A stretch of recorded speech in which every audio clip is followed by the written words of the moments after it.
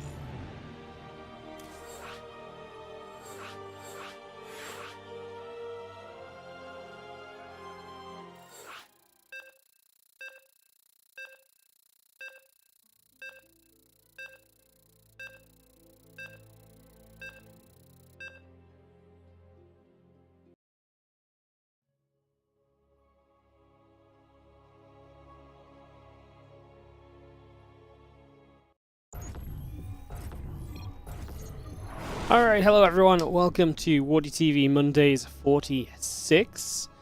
A 46th edition. Isn't that kind of crazy? 46 of these things heading toward the big 5-0. As we're going to start off this best of 3 series, our first of the day, in the bottom left-hand corner with the red Protoss player. This is Haren. He takes on Rebellion in his first matchup of the day. Haren getting a top 4 finish, finally cashing into the prize money for the first time ever in a WardiTV Monday event last week. Gets himself a seeded start today, as it's a very heavily Protoss favored bracket, man. There's just Protoss after Protoss after Protoss. Apparently the Protoss players are all hungry to keep on playing, and all the Zergs and Terrans are like, we're okay, we're taking a break after EWC.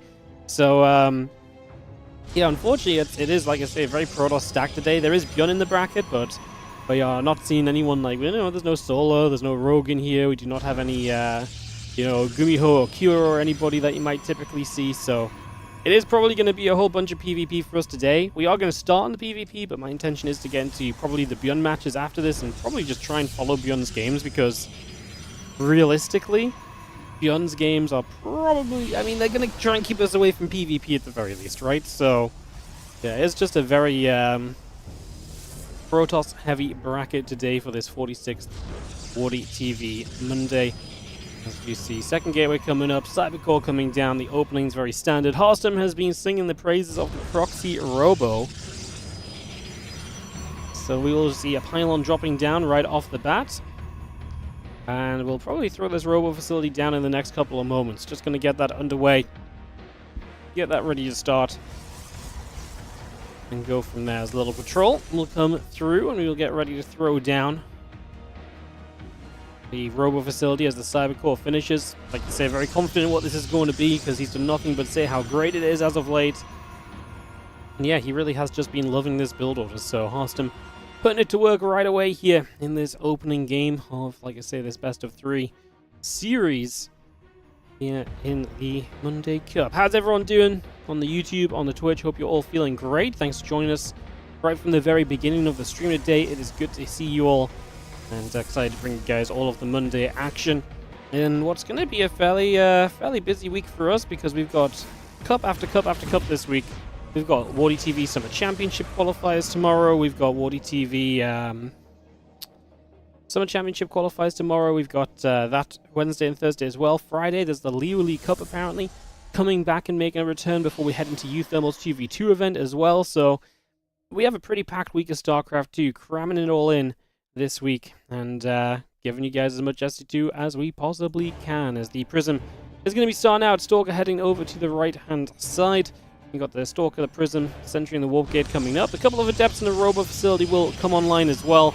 We get all of that underway as we just take a few moments here to settle into this proxy Robo. So the real kind of question mark is, can Hearthstone do much against a Robo setup of his opponent? Obviously, Hearthstone will have the faster Immortal, faster Prism, be able to poke away at the front door. And that is typically, I think, in this scenario where you go to.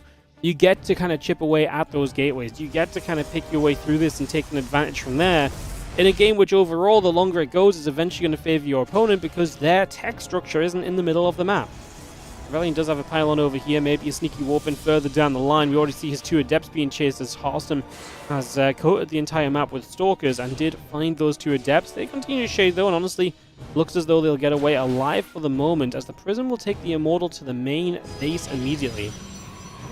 But this Immortal is not going to be far from popping out, so I'm not sure this one Immortal here from Hearthstone will do much of anything. Obviously, would love to get a probe or 2 perhaps, maybe a Stalker if you can, but I think we've got to be realistic about what we can really achieve. And again, when this Immortal is here from your opponent, that's very scary because then the Immortal of your own is obviously always within kind of reach of taking damage. So got to be super, super careful all the way throughout. As the Prism pulls back over the right-hand side, the few Stalkers gather up, and we get ready to push up into the main base a little bit. Like I say, chipping at the front door is going to be one of the main things you can do at the moment. That pylon goes down right away. Sentry still building.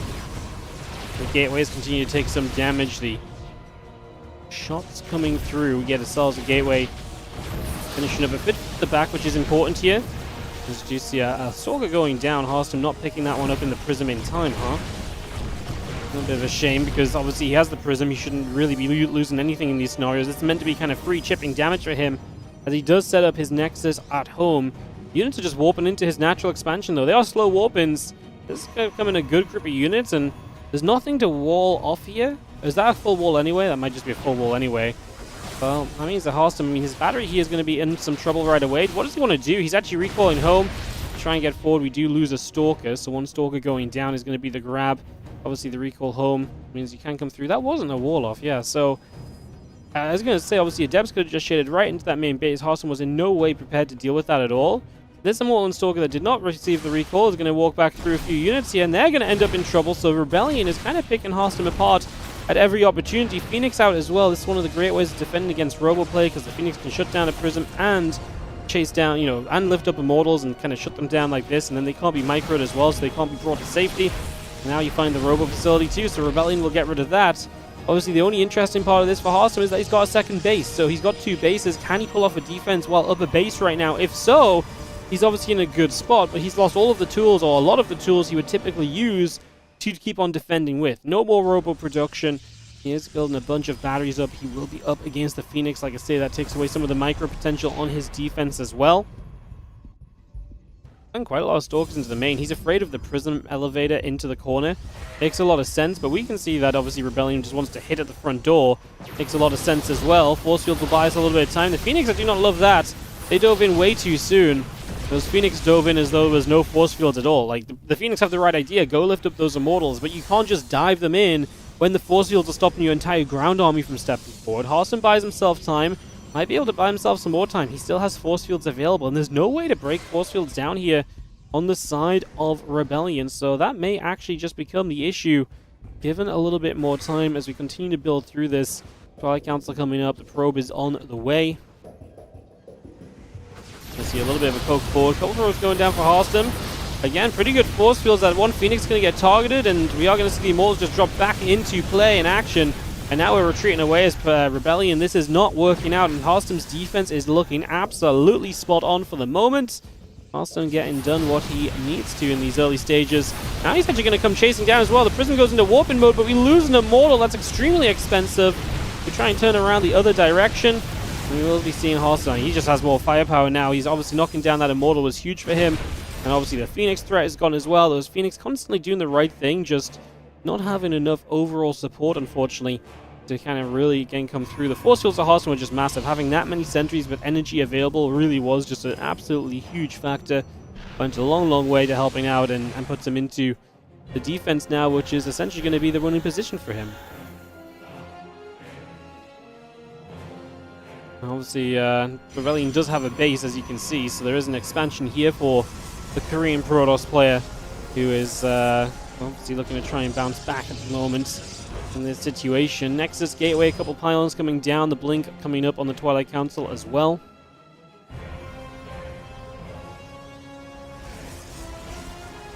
Peeling back across over to the left-hand side, and again just have the Robo completely depowered at the front. We got Nexus coming online, Blink going to be done shortly. Observer sets up in the front.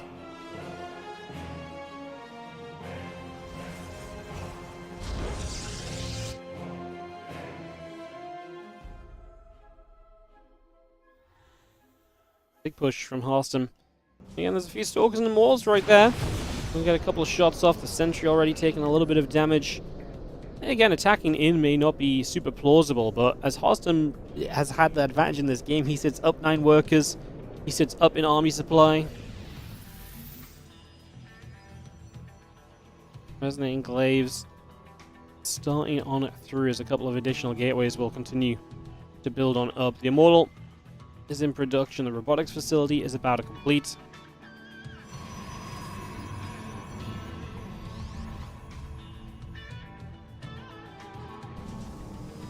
Two more Stalkers will warp in. So just getting those right out into the front of the third base here. Hallucination going to pop. Heads up to the top side. Robo facility right there. Depowered, of course. Still on the map. Still acting as a scout if anything crosses its pathway for Harston. Yeah, obviously just a remnant of that early game. And as we get to Glaives here as Rebellion, I just wonder if Glaives is going to have that much impact on the army that Harston is building. Like, Glaved Adepts are very tanky, and obviously if you kind of build anything like Zelds and so on, then they're great. But with what Harston has right now, the Glaved Adepts aren't going to be in like super crazy numbers. The Stalkers are going to be able to tank the shots from the Glaved Adepts very nicely. Obviously a lot of the damage output from Rebellion will likely look to be on these Immortals. But with only 3 Immortals and not being afraid of the Adepts, as Harston, I think you can maybe just go after this Prism aggressively.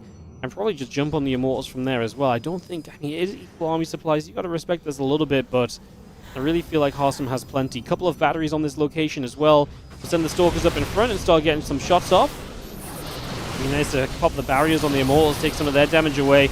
Good force fields. They're actually really good force fields because they block those Immortals in the back off. They can't step forward, so they can't get in range of the fight. So it's a really good set of force fields there, definitely helping in the immediate stages. So let's step forward again here. Stalker's in a good concave as well from Harston. Always kind of looking as though he's got that defender's advantage really in play. Like every time we're seeing a fight here, as the Prism goes down, he blinks forward to end this game. Every fight we're seeing, the defender's advantage is very apparent. The choke points, the force fields. Harston is very well positioned across the board. And I think this is one of those cases where you're very far ahead. So it's very easy for you to sit in a advantageous position, a good place on the map. It's very easy to do that, whereas obviously if maybe Rebellion was able to pull some units away to the other side, attacking a different location, that is the sort of situation, that is the kind of timing where,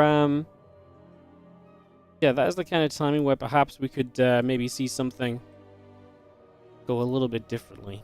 And maybe then you're not quite in the perfect position defensively as Harston. Maybe then the game really opens up, for example, so not much to report on in the bracket, guys. One other round 1 matchup has finished up. Otherwise, everyone is just continuing through. Harston's section of the bracket today would be meeting most likely Showtime in the round of 8, unless Shameless comes in with an upset. Is the very likely way that that plays out. So, just give you guys a little update as to where all of that is going, how that is seeming, and all the rest of it. Alrighty, we'll be heading into game 2. Harston is hosting us up.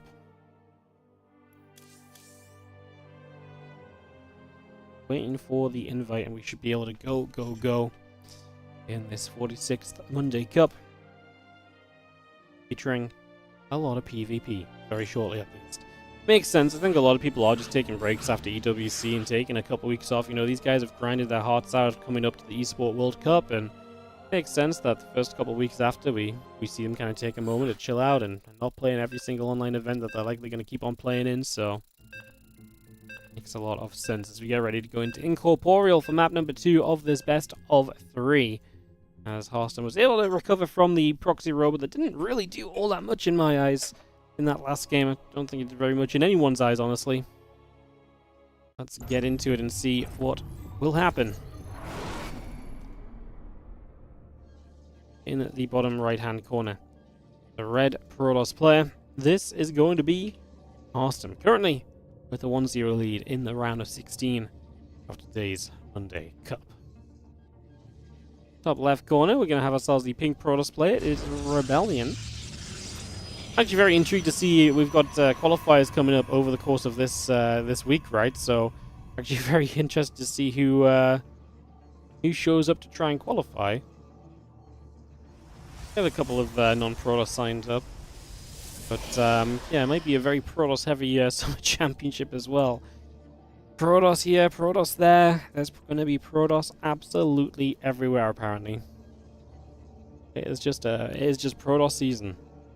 Like I said, it's expected. There's more Protoss players than others. There's also a lot of the Protoss guys at the top end didn't make it to EWC because there is just an abundance of Protoss players right now. So a lot of the guys that missed out on EWC were Protoss. So then you've got those guys who are, not as, eager to take a break. They're actually eager to keep on playing the online stuff and staying in shape and getting ready for another year of StarCraft, hopefully.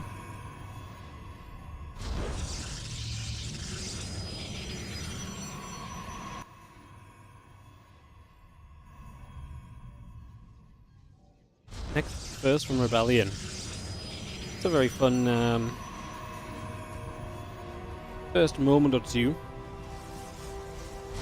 Drop a second gate down from Rebellion in the main base. So next first, a little bit of greed right here. Awesome. Yet to see what he wants to do. He does not go out onto the map with a probe, so he doesn't come through to potentially throw down a robo facility or anything just yet. That's what's up, Daniel, a veteran. How you doing? Thank you so much for the 37-month resub. Chill HF to you as well. Happy day, dear. Hope you're feeling good. Hope everything is going alright for you, mate. Thank you so much for the 37-month resub.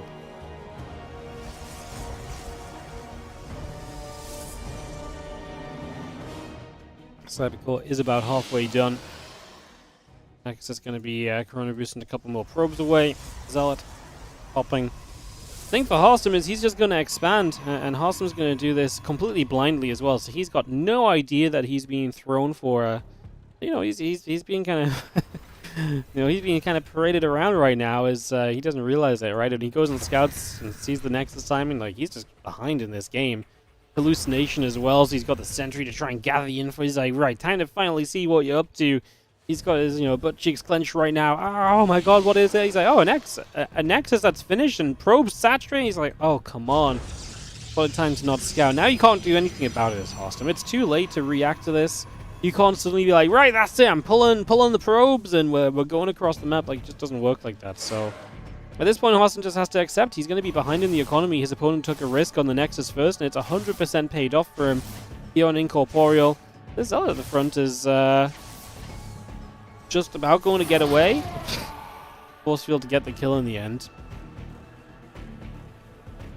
His butt cheeks clenched. Yeah, he's scared, man.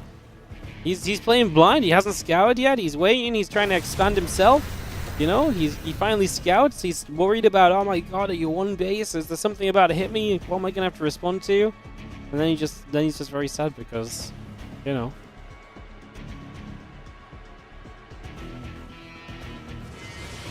typical Hostam move is apparently this is also a typical Hostam move. I'm looking at chat. 7 probes go down there. Adept's getting in. Typical Hostam move to be terrified of what's to be there, only for the exact opposite to happen. This is actually a very bad game for Hostam right now. He almost needs some damage because he is gonna have to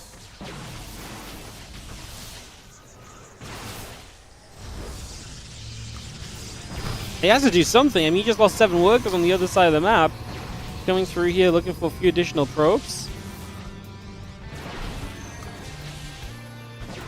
Doesn't really get all that much done. The unit's lost 7 probes and a sentry. He's killed 2 probes, a sentry, a zealot, and an adept in the game. And remember, he's behind on economy the whole time too, as he gets a prism, but he takes a 3rd nexus. I like the risk of taking the 3rd base because the 3rd nexus actually might be something to bring you back into this.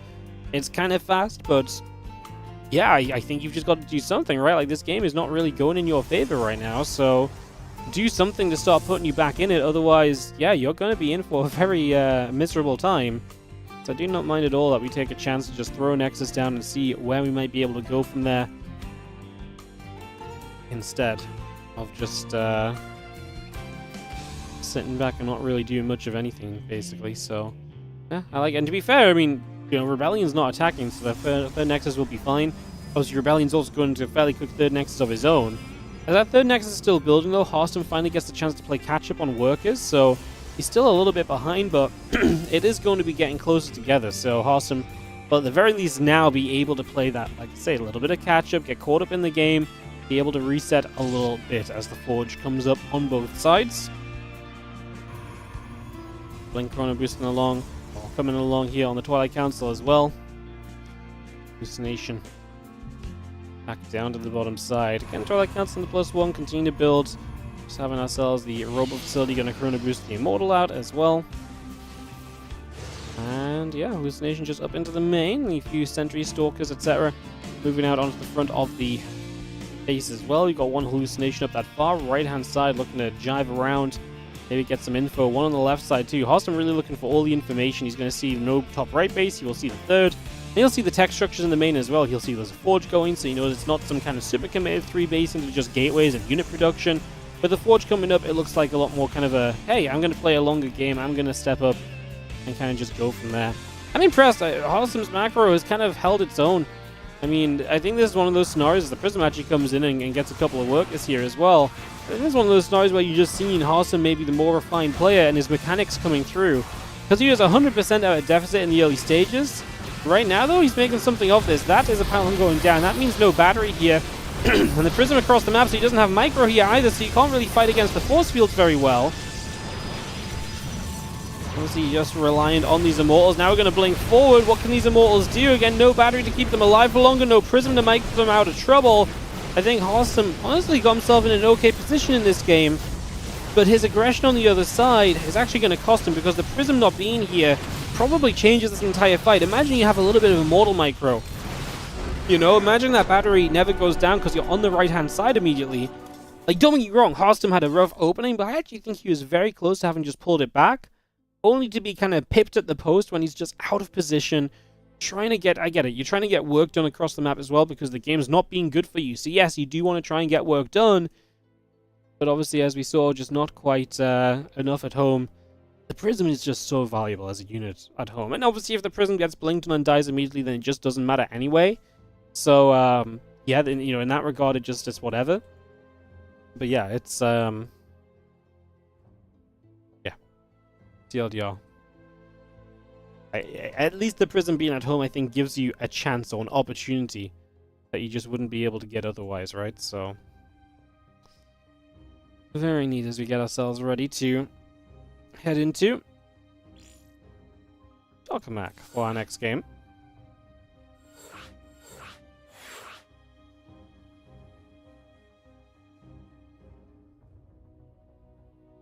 Game 3.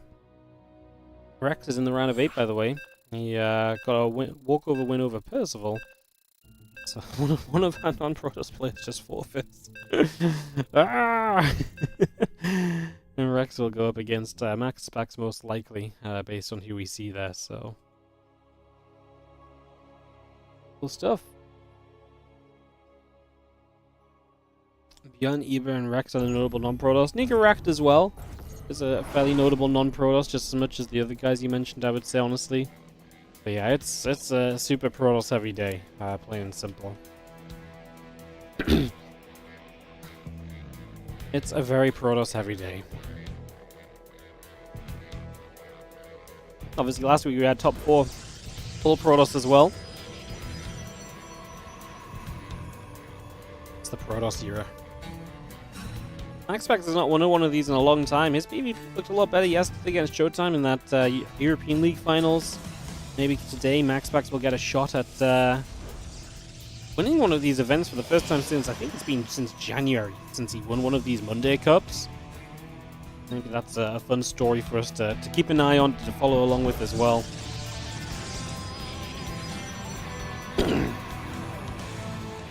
Probes gonna kiss in the middle of the map. They were not both on mineral walks there, so they actually do bump. Obviously, if you're mineral walking, the probes walk through units. But they must have both just been clicked across the map for them to bump heads. It's not always the case. Oftentimes, you mineral walking from the start just to ensure their direction is true, and just in case they get blocked somewhere.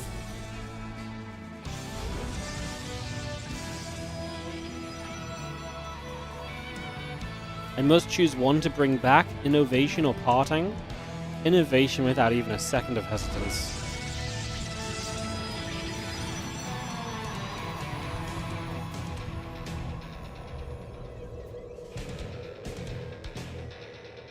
A, we have a lot of pros players already. And I just don't... Okay. a controversial opinion. I don't think the way parting plays nowadays is a step away from the way in which other Protoss players play. Like, we've seen other Protoss players ascend to having 6 Stalker Micro, etc. Whereas I feel like Innovation played the game in a way that other Terrans never truly replicated.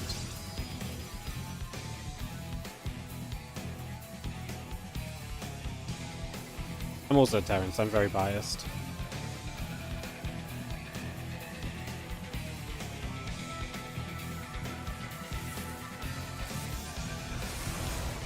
You know, Pauline obviously peaked at a very different time in StarCraft 2 to Innovation. So I almost think that Pauline's peak being so much sooner does not do him a service, right? Because Innovation peaked at a time where I would say, in general, StarCraft 2 was even more difficult. Like, it was even tougher for him to kind of stay at the top and be at the top for so long. And I mean, Innovation was one of these guys that, you know, he could genuinely stand up to Serral. He could genuinely go up toe-to-toe with anybody.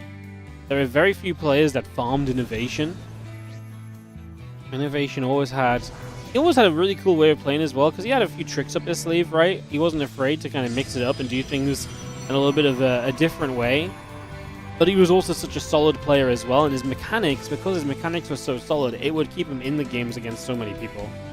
So, yeah, I think it's hard to... Innovation is one of the all-timers, right? I mean, he's just so freaking good to watch. Like, if Maru didn't exist, Innovation would be, like, up there in, like, another level of talks, you know? Like, Maru's dominance in GSL, obviously, you know, speaks volumes. Innovation was, is freaking good. I was so excited when Innovation came back for a while as well. I was so sad that he didn't stick at it. Yeah, he came back for a while. There's a match on my YouTube, Innovation versus Dark. When Innovation returned for, like, the 1 or 2 months that he was back for, Innovation Dark, they played this sick game on Ancient Cistern. I talked about this not so long ago on my stream as well. Sorry guys, 1 sec. I didn't think... I talked about this not so long ago on my stream as well, but like, about this game. But yeah, basically, that Innovation Dark game just showed like how good Innovation still could be. He was just missing a lot of the finesse and stuff, and obviously didn't see the value in just putting the time in to keep that finesse up. It's very sad because we lost a few players to that kind of thing, where Innovation tried to come back. Trap came back and was very good for a while. Trap was one of the few players beating Clem for a little bit, you know, late last year. Only for him to disappear into the Nether as well.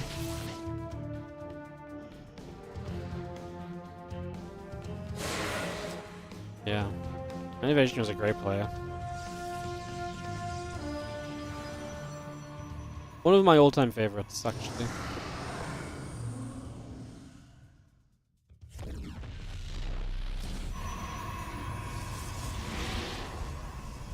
Got that cancer building up. The Immortal is on the way. Let's see the hallucination of the Colossus coming up to have a peek through.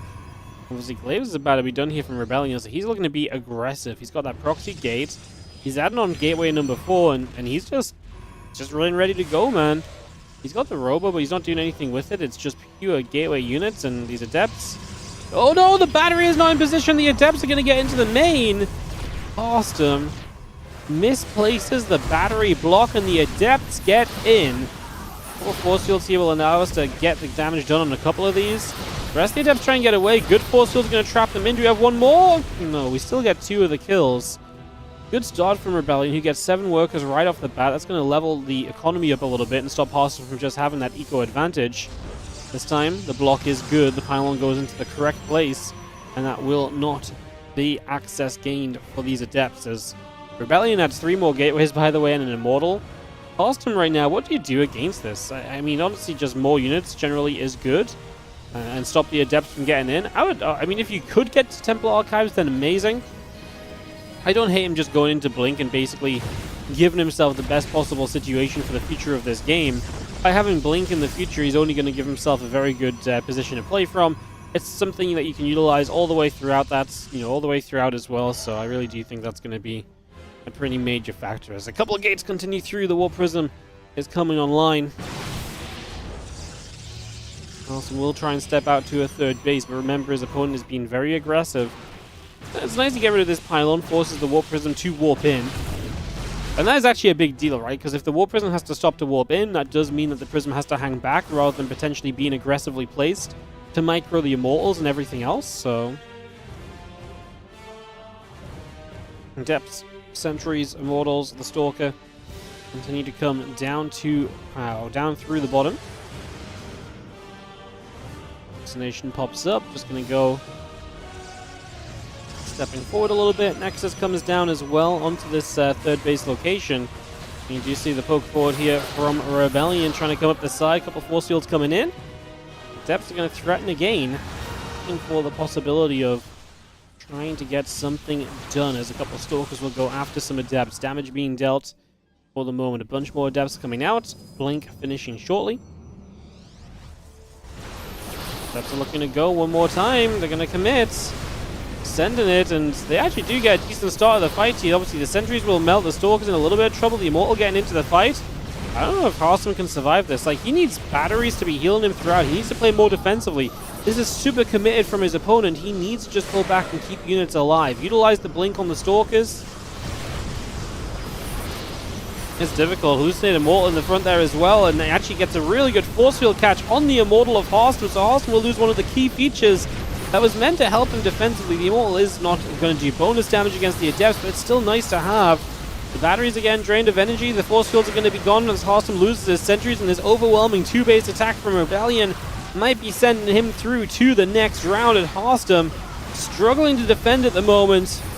And he's going to pull pros, but they're going to melt against Glaved Adepts, as Hearthstone just could not find the damage output he needed. I think this fight over here really hurt him a lot.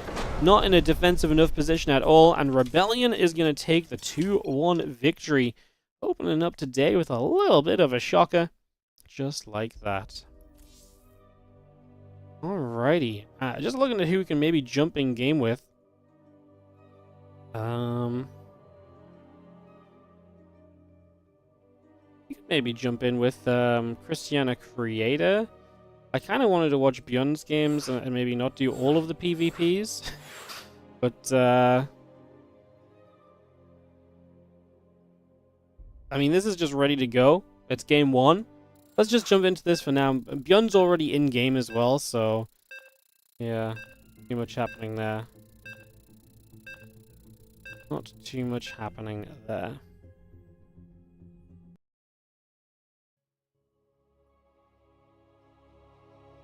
Alright guys, I'm going to have to run ads. I know we're going in-game already, but I'm just going to have to throw a couple of these on, otherwise they're going to run during the game anyway. Otherwise, so may as well run them at the start. As we'll get into some more PvP. Korea versus Europe. Again, as this time it is going to be Creator. Now a red Protoss player in the upper right corner of the map, taking on the blue Protoss player in the bottom left corner of the map, Cristiana.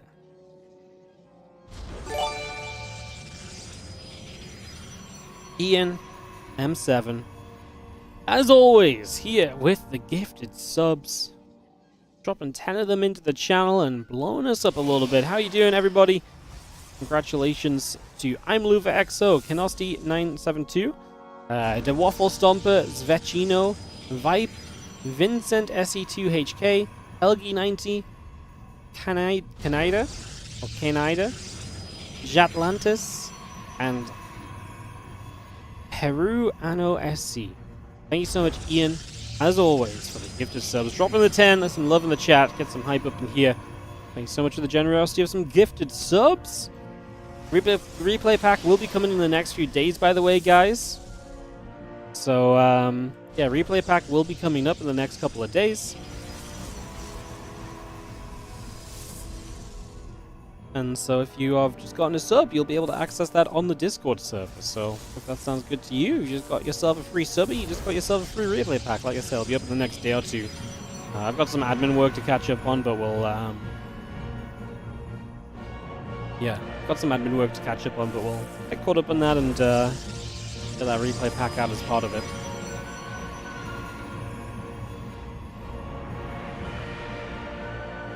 Cybercore and Gateway 2 coming through.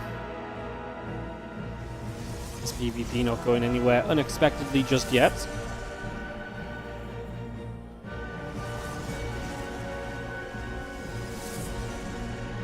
Sentry and Stalker from Creator, just the Sentry currently on the side of Cristiana, and there's the Stalker as well, so yeah, just going to see mirrored build orders for the PvP just now, and I do think that's going to generally lead us toward an expansion versus expansion play. The Sentry obviously takes the role of a gas unit early, or your gas kind of expenditure, which means you're not going to throw a tech structure down. Typically, the Sentry gives you information that allows you to expand comfortably, so Sentry, you know, not only does it take away from the tech that you would be playing one base with, it also gives you the freedom and the safety to then drop the expansion instead, so it is really a pretty good telltale sign that we're just going to see an expo coming up, unless something has been spotted, whether that's an opportunity you see to take advantage of, or you know, something you need to adjust to defensively. I think the expansion is almost always the initial intention when that sentry is coming into play. The complete round of 16 upper bracket is Protoss. Whoa, whoa, whoa, whoa, whoa. There's a couple non-Protoss players in the tournament still, guys. The ByuN is here, Rex is here. Don't get me wrong, it's probably going to be a PvP final today, but there are a couple non-Protoss around. Yes, it is very Protoss heavy. Don't get me wrong. It's very Protoss heavy, but doesn't have to be only Protoss heavy, you know. Well, Stalker Shot going to get rid of the hallucination up to the upper right side.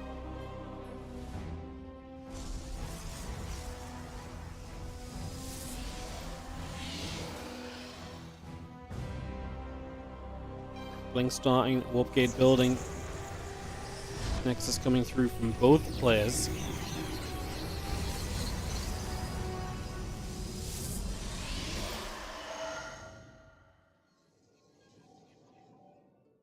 A little hallucination here from Cristiana. Sending the probes out, it's actually a very effective way to scout a lot of places at once, because they're very cheap energy-wise, and they can obviously go in different directions. So he's going to use this as basically just a nearby proxy scout. He's going to check all the common proxying locations. Going to basically see nothing and just confirm that, yeah, for now he's kind of just A-okay. And this expansion versus expansion is not turned into like a proxy gate and some aggression behind it all. Both players are going Blink. Raider's going to go Dark Shrine though. And that is a little bit cheeky. This hallucination will fade before it gets close enough to see the Dark Shrine.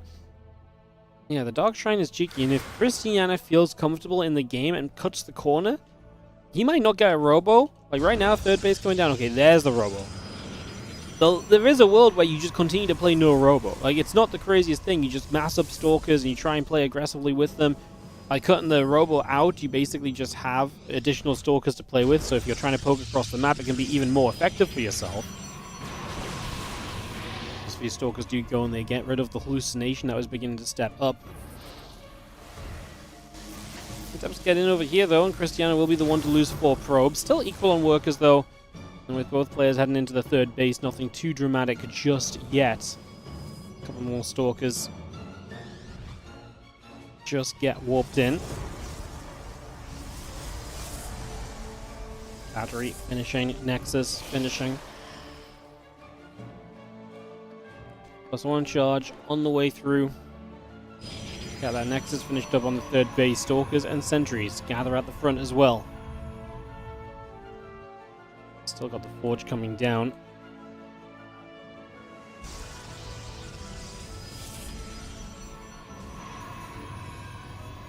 Right in 2 more Stalkers. We add in the charge upgrade on the Twilight Council.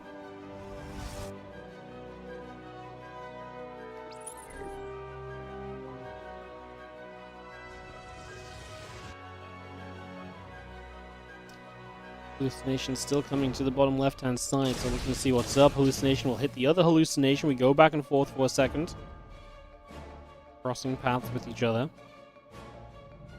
And +1 charge on the way, +1 charge on the way. Cristiana's just a little bit behind on everything that's going on, basically. He is on a faster fourth, though, so he's prioritizing just getting set up for basically the economy for the rest. I'd say the rest of the game. Obviously, 4 bases doesn't carry you forever, but considering we're 6.5 minutes in game, if you're on these 4 bases for the next 10 minutes, no one's going to really kind of, you know, think weirdly of you, right? Like, 4 base economy is going to be able to carry you for an extensive period, especially for how quickly we're getting onto all 4 bases. So Cristiana gets that setup made now, and otherwise, we continue to set up armies and tech, and get ready to roll. Stalker and Depth just getting warped in with everything else. A few units gathering together, a few probes transfer from one base to the other.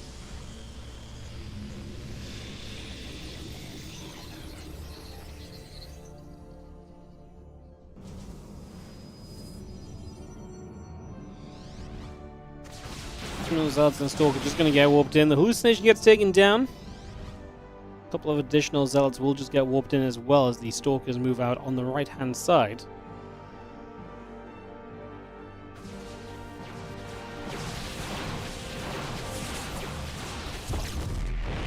Gets onto the pylon. 2 more probes. 3 more, 4 more probes going down. Cristiana's bleeding workers. Where at? Oh, the DT shows up on the left side.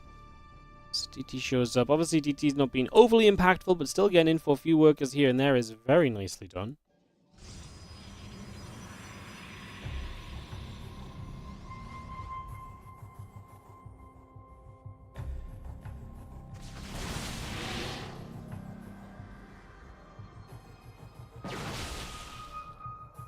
Stalker step through. Another couple Stalkers get pushed back.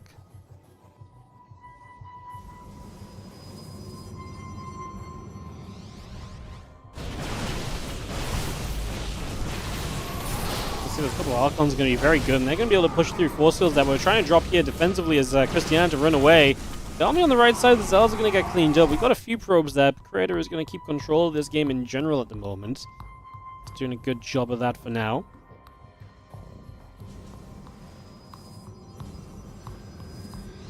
Extra DTs warp in. The Stalker coming forward. Just going to be seeing a few Stalkers poking up the ramp. A couple shots coming about as Cristiana knows he's got to try and make some stuff work right here because he obviously doesn't have the tech his opponent has. He's playing a much more kind of, you know, movement-based army. Lower tech, high mobility, Zealots and Stalkers going to be hitting everywhere. That's exactly what he's doing. He got 1 Archon there already. Going to start splitting these Stalkers and Zealots up. Zealots on the right side just going to shred. I do not hate Creator's choice of just attacking. Creator says, I see what game you want to play, and he just says, no, we're not going to play that game. I've got a powerful army, and I'm going to make absolutely great use of it. And he's denies the robo facility here too. Really nice, because if you can get rid of these 2 observers, then DTs can obviously come back into play in a big way as well. So just getting rid of the robo facility and future observer production is a big factor as well. Creator doesn't finish off this base bottom left. What are we doing, Creator? What's the plan? Observer a bit out of position right now. The DT is just getting free damage done.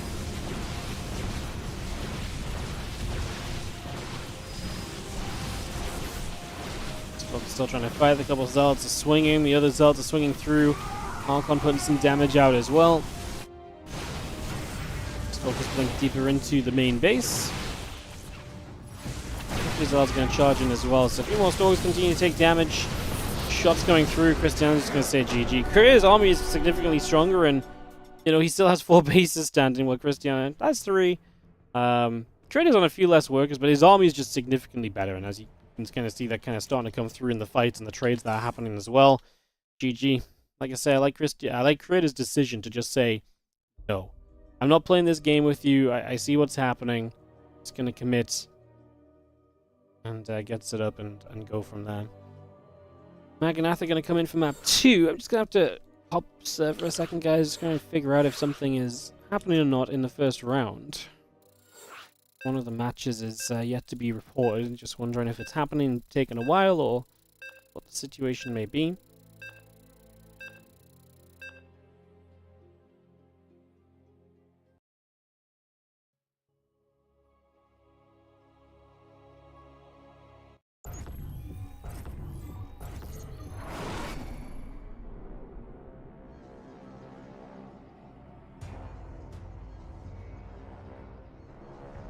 In the bottom right, our red Protoss here is going to take the 1-0 lead. Our Korean Protoss player, Creator, is up by 1.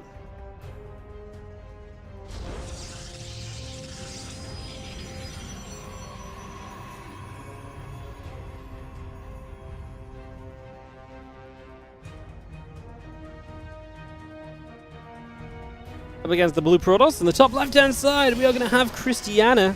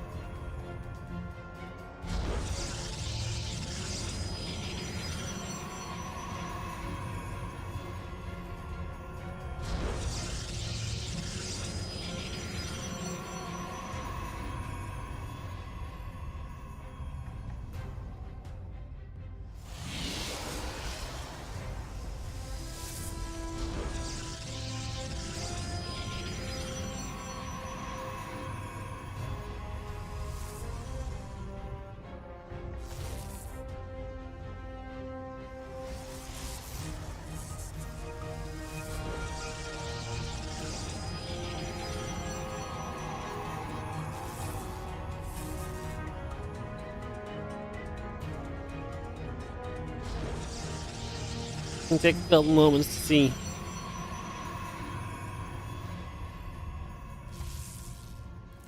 A little bit of what's going on. Probe gonna nibble at another probe.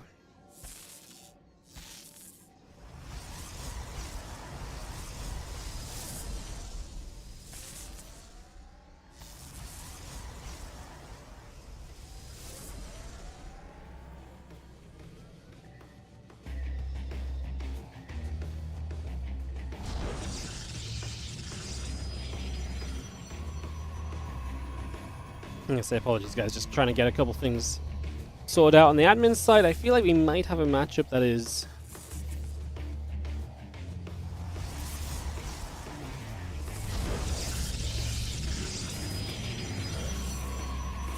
never mind. Alright, we're all good.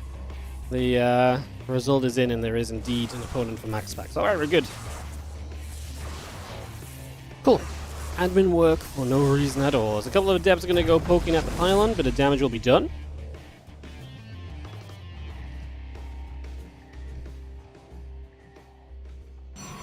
Nexus will build onto the natural expansion. Battery coming up alongside it. Another Nexus on the way on the other side. You just see our Stargate finishing in the main base as well.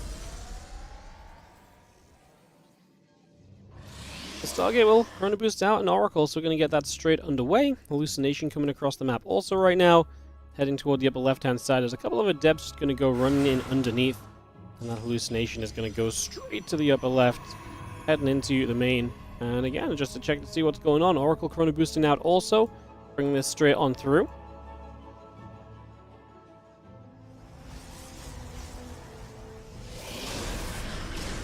Hallucination does get to see that, which is obviously very nice.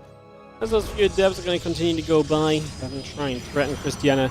I'd love to get something done with them, but no opportunity given just yet.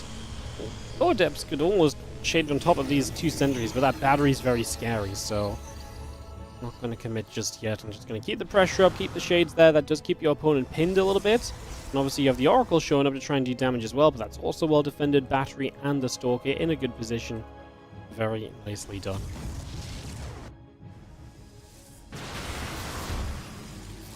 The Stalkers will hit the Oracle. And Depths coming by. A couple probes dropping as well. Just going to see one sentry going down. A few Adepts popping over the other side. A couple sentries in the Stalkers will just chase those Adepts down. So one Adept is going to fall. Again, the Blink and a couple of probes continuing out also right now. Let's just see the two Oracles escape on the right side. So they actually very nearly went down. 1 HP on one of them. It does lose 5 probes, so some damage is done.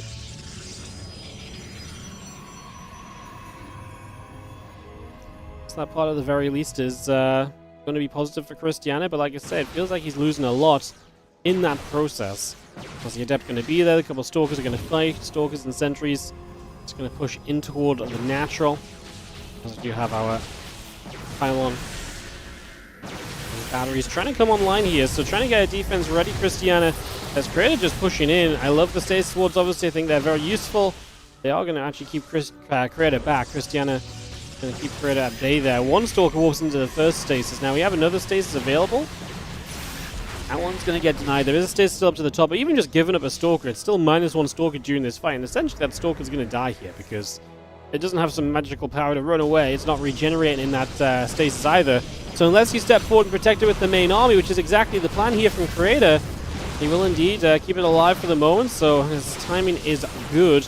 The fresh battery goes down, also important, as now the probes pull in from Cristiana, trying to figure out the defense at the moment. He is so close to Blink, and with Blink, this becomes a much simpler defense, because then you're going to have the ability to obviously micro those Stalkers in a much better manner. It's a force field that comes down, trying to choke those Stalkers up as those Stalkers move through that narrow entryway. They take a little bit more damage once again. Battery going to get jumped on once more as the Stalkers turn back to it. Stasis catches a bunch of the Stalkers. That's going to buy you time until Blink finishes.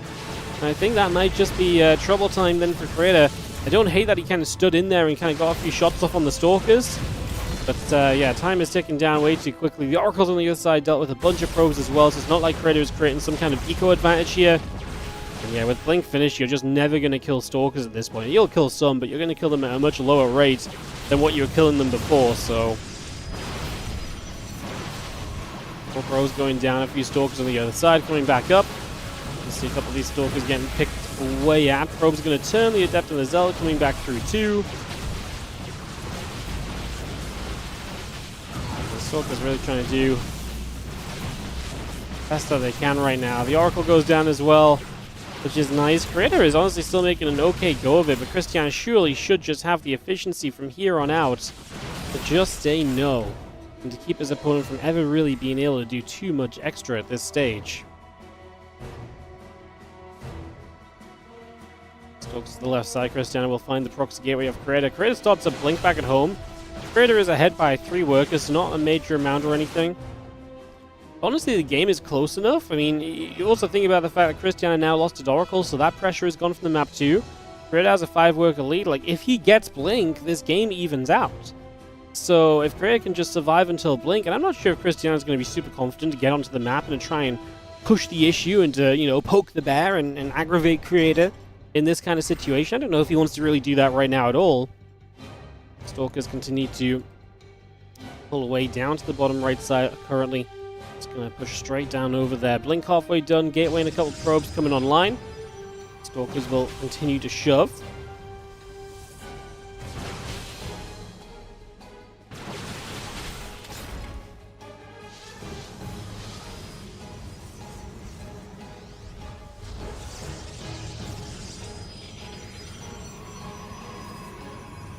Stalker's still just sitting at the front. Is just going to be seeing the hits coming through shots coming about. The Blink is going to finish in just a few moments. Charge is on its way on the side of Cristiana, so he's going to try and get into his next stage of the game, that being the charge.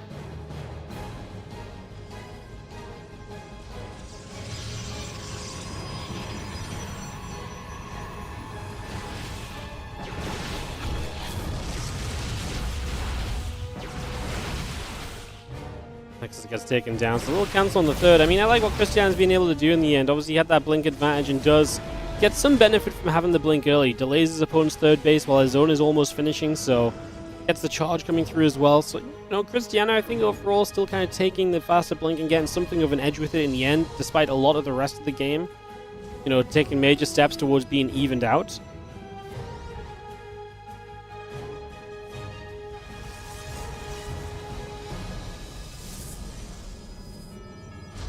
Couple of additional batteries coming online. The Forge coming up, next on the way. Got a couple more probes in there as well.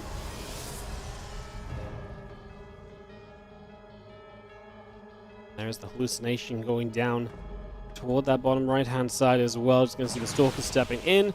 They're going to hit that hallucination a little bit. That's going to get pushed over to the sides.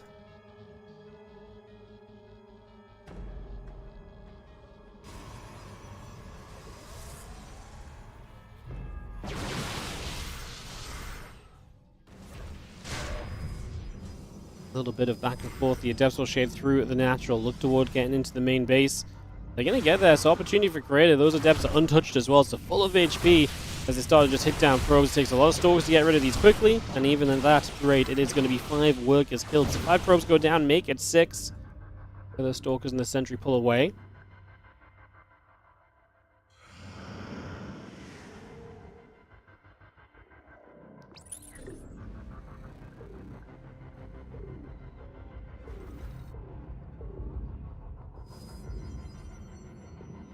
Hallucination still up at the top. Stalkers still stepping through. Just going to start to work their way onto this set of rocks right here. So rocks will be taking some damage. What's up, Hal4? Thank you so much for the 44-month resub. Why is it Monday, though?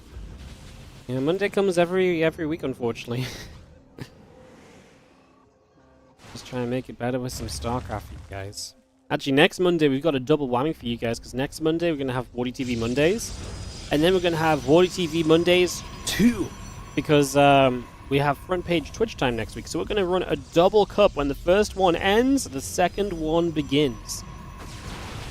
So tomorrow we're going to have a double dosage of Monday action. Zealots charge forward. Stalkers coming up. You'll be seeing our action continuing here for a little bit. Stalkers continue to get pushed away. 5 probes going down. And Immortal on that right side just going to get jumped on. Actually gets cleaned up. Great fight from Cristiana, who is just overwhelming here. Obviously had the Zealots as well. They really help you to overwhelm.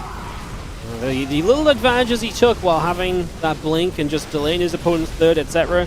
really came through in the end, and Cristiana ties us up 1-1 in this best of 3.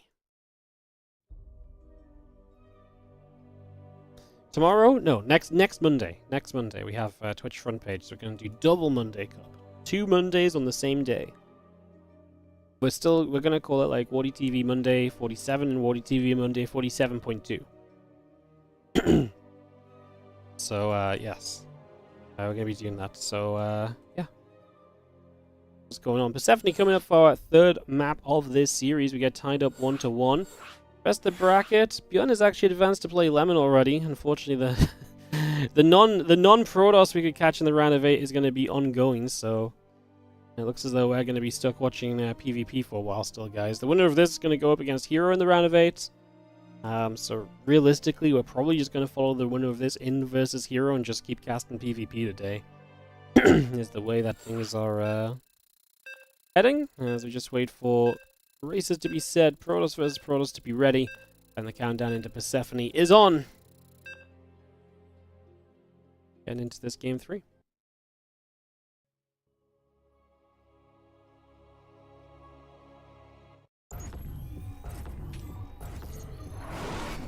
In the top left-hand side, we are going to have ourselves the red Protoss player.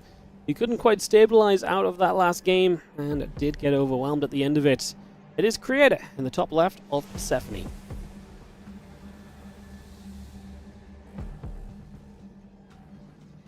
Bottom left-hand side, the blue Protoss player here is Cristiana.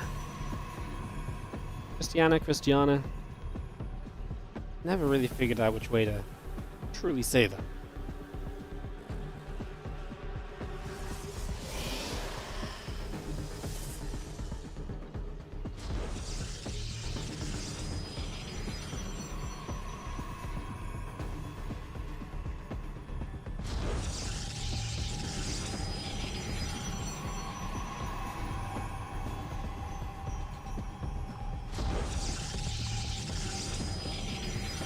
Area coming down. Assimilators will be building 2 assimilators. 2 assimilators.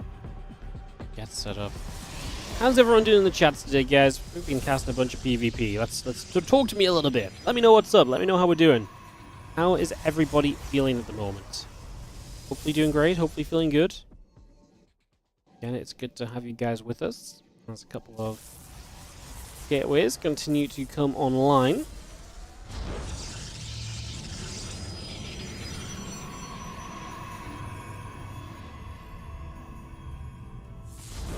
Cybercore coming up, those pylons are on the way as well. Just a little bit of everything coming through for the moment here as we get settled into this game. Gateways, probes, cybercores, pylons.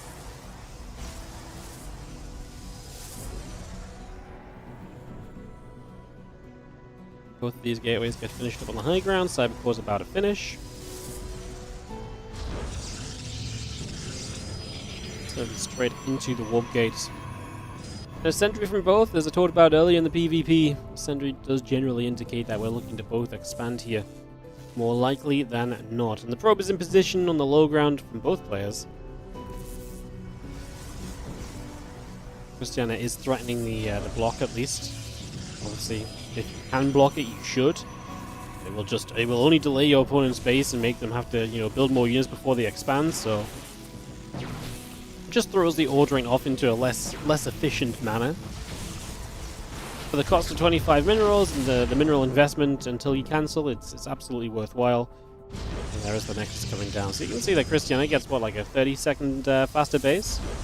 And that's like, with a Chrono Boost, that's like 2 probes in his favor. So yeah, that's really nice, and it's not really easy to do much with these units, because by the time they walk across the map, Cristiana will have had the additional time defensively to have built more units himself anyway. So unless you were already looking to attack, it's, you going for the Nexus, then units, rather than your opponent who then had to go units into Nexus. There's just no benefit from that. I mean, we're still going to give it a go here as Creator. He's going to poke up. There's going to be a battery done. Sentries are out. I don't really see a way forward right now for this to do much. We're mostly waiting for that Warp Gate to finish. Just one Stalker's going to pop, and then the Warp Gates will be done. We can warp 2 more Stalkers straight after that, pretty much. Creator's already backed away with that little group of units. He's not going to try and push this any further for the moment. He's very happy and content with where we're at for now. Just going to pull back and sit right there. There's a couple of probes transfer around. Our Blink going to be coming up on the Twilight Council. Twilight Council coming through, obviously, on the side of Creator as well. No surprise to see Twilights at this stage. Blink versus Blink is still going to be, I think, one of the most common ways of PvP playing out from this scenario. It just gives you so much mobility, just gives you so much ability to be moving around on the map and to be getting things done. It's just almost always only good things and good reasons to continue through with that. As you see, the couple of Adepts. Just going to set up Hallucination. Going to the upper left-hand side, so it's going to move across as well. A couple of Adepts going to shade by. Head into the main base. A couple of Stalkers still going to be chilling. Heading into the main base with those Adepts, and those Adepts are going to get shot down immediately as a few probes begin to drop. 3 workers going down right off the bat. Again, Blink coming through from both. 4 probes dead. Not bad at all. Let's see additional gates continue to come about then, so they're going to continue through for the moment. Gates coming online, probes coming online. Yeah, a little bit of Stalker Sentry still heading up to the top right now as well. Also just trying to see what the game plan may be.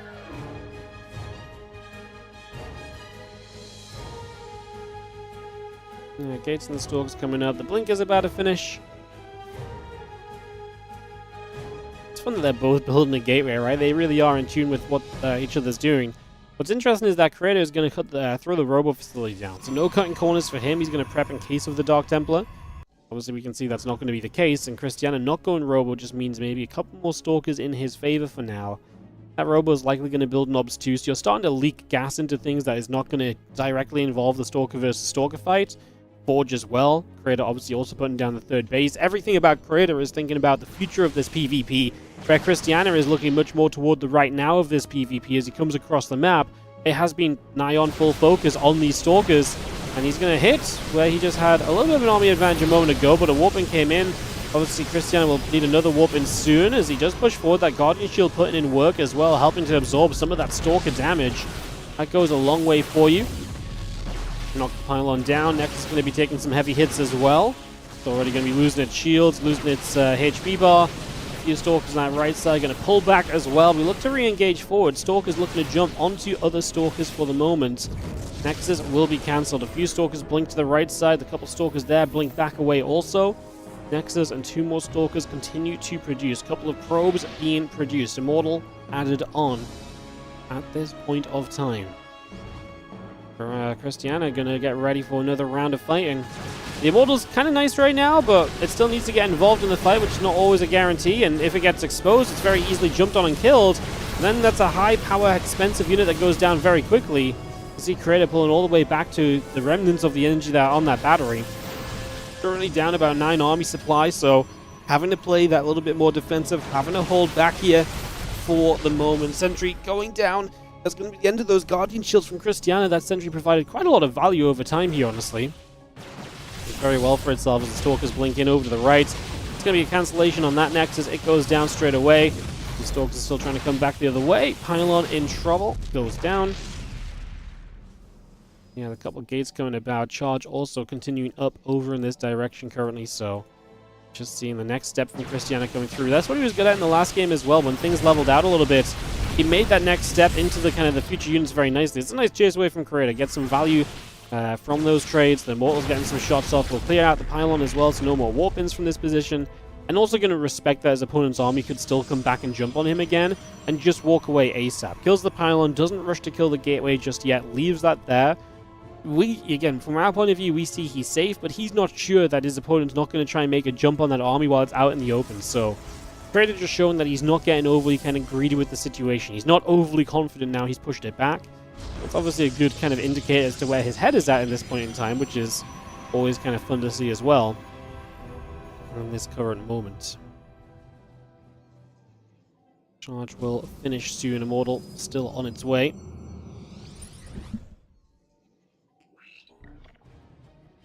Sentry just getting warped in. Temple Archives coming online.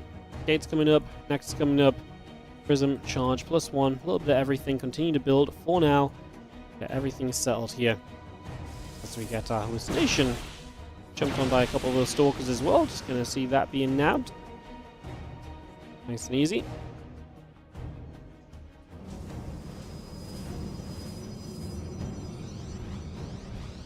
Zelt's and High Templar joining up. Another High Templar warps in. The Prism will come overhead.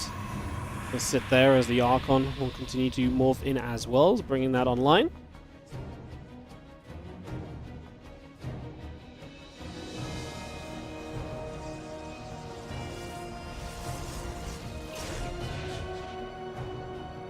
Hallucination having a little bit of a poke and a prod.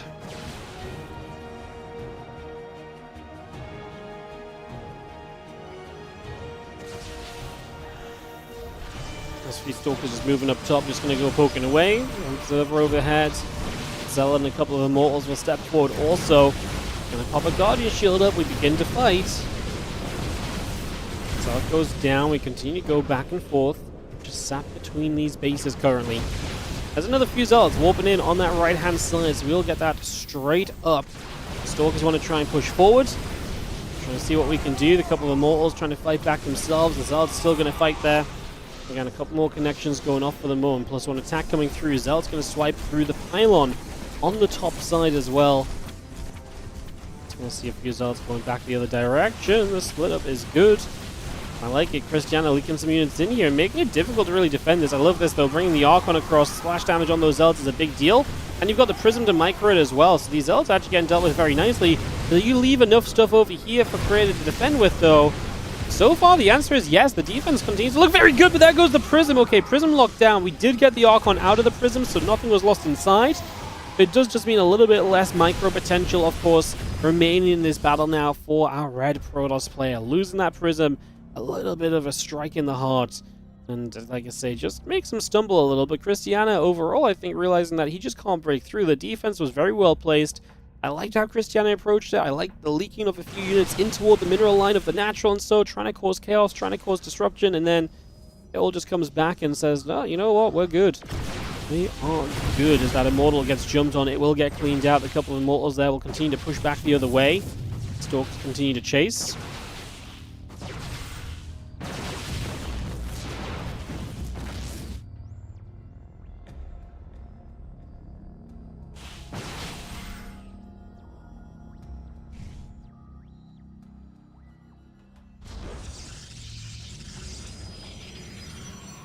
The attack on both sides. A few Zealots will come up once again as we just go jumping in. Battery gets taken out.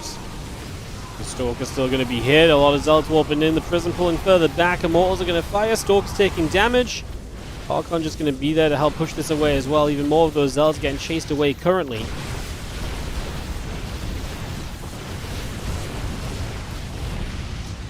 Creator with a good pushback, but supplies are still very even. 4 bases versus 4 bases. 61 to 55 workers if we want to start picking some nuances of difference here between the two. Even the +2 upgrade's actually very even as well. Like, this PvP is neck and neck here at the 12-minute marker. Really just the worker difference as the change between them. And the units in the army as well, to be fair. Like, we are talking about a much more teched up army from Creator. Over time, this is better if he is able to keep on being stabilized. And right now, he's been very stable in the 4 bases. That's genuinely the risk as you go to 4 bases. Can you deal with pressure to, you know, the natural while also getting hit elsewhere? Yes, is the answer so far. He's got static defense up as well. So really, maybe it's not quite neck and neck. Maybe it is actually advantage Creator at the moment just because his army looks better. And G1T. GG. Yeah, neck and neck might have been neck and neck in terms of, like, if you just look at the raw numbers. But the reality actually is that when you really look at the in-depth kind of unit comp and so on, it was all about Creator. Like, because he'd been surviving while his opponent been looking to kill, really made a big difference. GG's, and Creator is our final round of 8 play today, moving through 2-1 over Cristiana to play against Hero in the round of 8. Man, so Showtime loses to Shameless. So Rebellion or Shameless are going to move through into the round of 4 to play Hero or Creator. So that's a little bit of an upset section of the bracket. MaxPax currently playing against Rex. I actually don't think MaxPax has played Rex yet. Maybe we can get into MaxPax Rex as a round of 8 matchup so we can see some non-PvP.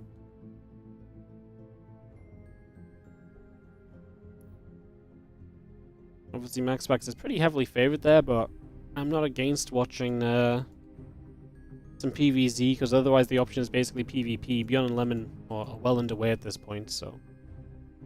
Yeah, okay, they're going to start. Perfect. That gives us a round of 8 matchup to watch from the start that will not be PvP focused. I like it. Perfect. We will do that.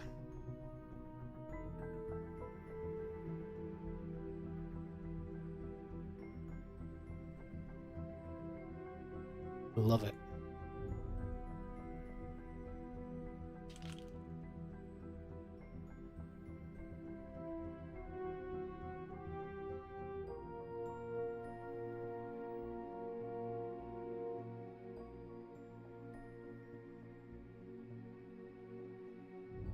Lovely. All right, guys.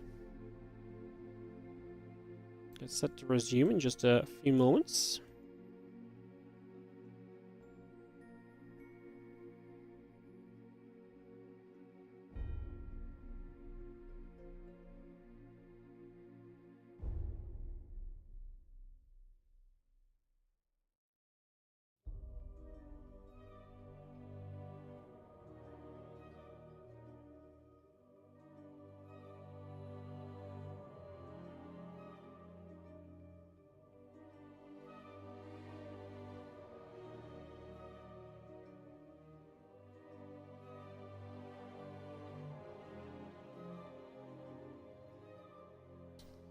PvP in the background while you play some RuneScape? Hell yeah, what are you doing on RuneScape? That's my kind of day as well. Mine is the PvP. Mine is the PvP. I'm going to come up here for MaxPax and Rex opening map PvZ coming up.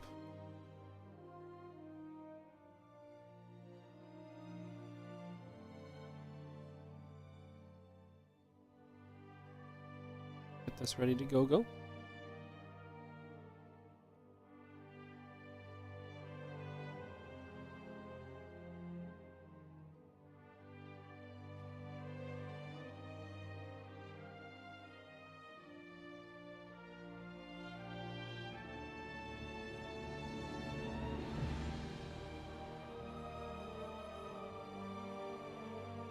Just whenever Rex looks like he's BRB a moment just after some videos.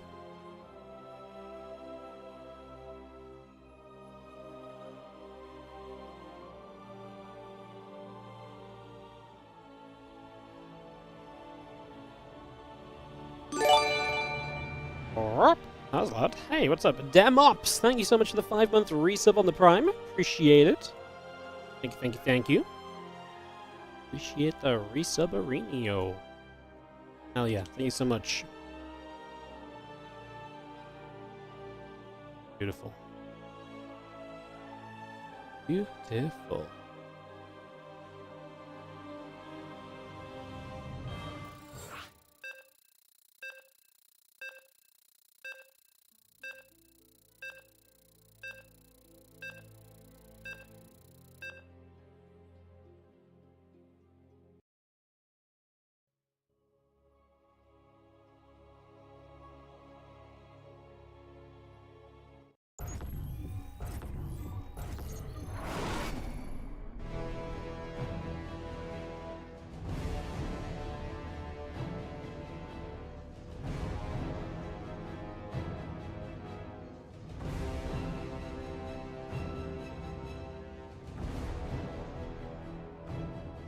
Alright, let's jump in.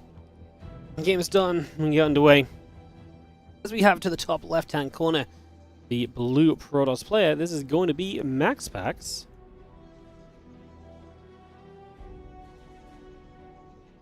He takes on Rex in the bottom right, our red Zerg. What's my favorite breakfast cereal? The only cereal I've eaten in the last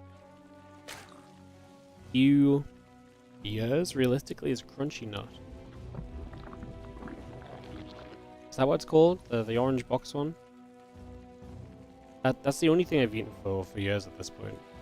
Sometimes I get the Oreo cereal, but it's not actually that good. So I look at it and I'm like, oh, that's exciting. And then after like a couple of bowls, I'm like, yeah, it was exciting, but it's not as good as I wanted it to be, you know? Early pull from Rex as he gets aggressive right at the get-go of this series. So early pulling it up into the hatchery onto the low. Ooh, hatchery across the map. It's going to hit the hatchery to try and block the wall off a little bit and to try and make that awkward. That means you can cancel this hatchery and give access to the base. And we're still just being able to wall off as MaxPax. It does leave... Okay, what it does do is if you just leave the hatchery here then, is it leaves a lot of space on this gateway, and the Zealot has to decide where it wants to defend.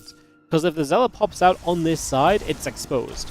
So these Lings are going to get basically a guaranteed kill on this gateway, and that's what Rex is looking to gain from putting the hatchery in the wall off, because then the Zealot can't move through the wall off any longer. The problem is, there's a couple drones got pulled with this as well, so this is fairly aggressive from Rex. Problem is, where does this go after this? Battery starts, and Adept on the way, 2 batteries start. We should be able to put some damage onto this next gateway. Can we realistically get rid of this gateway before... Well, no. The Adept is going to come out. And one Adept will obviously start to really just chip away at this damage. What are the drones going to do? Are they going to become spines? Yeah, I think so. Group spread now available. Rex has a ton of money because he has been saving up a little bit. And we will put 3 spine crawlers down. You can't really get to them to deny it.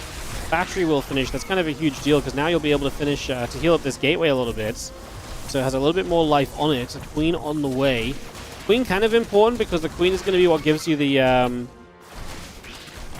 creep tumor to potentially keep the spine crawlers here. And to be able to keep moving those forward. So Rex, with a pretty fun attack at the opening, I mean, still to me has potential, right? The battery is actually being used trying to keep these structures alive, which at this point MaxPax is going to give up on them, so the structures will go down. So that's the end of MaxPax's production. Triple spine crawler will be here. The hatchery does finish, which is, like I say, good enough for the Queen to get out. Sorry, the Queen does finish on the hatchery before the hatchery goes down, is what I should say. Which means the creep tumor gets out, and the creep will be kept at the front door. And right now, MaxPax has 2 Adepts, and that is it. Like, he has 2 Adepts, and that is all he has to work with right now. The only thing that might be an issue is that the creep tumor is actually so far back. Like, the creep tumor being so far back is going to slow this advance a little bit, right? And we do push the Adept away. This should be the time to try and spread this creep tumor. The Adepts are not going to be able to deny it. It is going to come down too safely here. Robo facility on the way. Is that going to be soon enough? I mean, that's basically a big question mark, right? As these Adepts, they want, you can see what they want. They want the creep tumor. They do not want to let this expand as quickly as Rex wants it to. Like I say, the creep will allow us to push a bit further forward, but now we're going to need high ground vision while we've got an Overlord, so that's okay. A couple Lings taking shots. Rex has a drone back at home. Obviously still 3 spines at the front here. Could put the creep tumor up to like here. Very well protected by the spines. Obviously the Immortal is on the way up as well. Battery and just the rebuild in general in the main base of MaxPax. I really wonder what this would have looked like if we'd just been a bit further forward with the creep tumor at the start. Because it really feels like obviously time is of the essence, but we've actually bought a lot of time here as MaxPax already. The creep up here would be really nice as well. Hit the Robo or so. Now the Immortal can come into reach of these spines and then gets a shot off and then pull back. And Rex recognizes that this is not fun to play against, so he's just going to pull back with the spines. And he's just going to play from here, but he's only just now expanding back at home. So he is a 1-base Zerg. Like, he is super committed, and he's only on 16 drones as well. So his army is also just very lackluster overall. Now he doesn't even seem to know where exactly he really wants to be. Like, yes, MaxPax may not expand on this natural for a while, but my question is, does he need to? Prism comes out, we take an Immortal and a couple of Adepts across the map. Like, what does Rex do at that stage? I don't think he does anything at that point, honestly.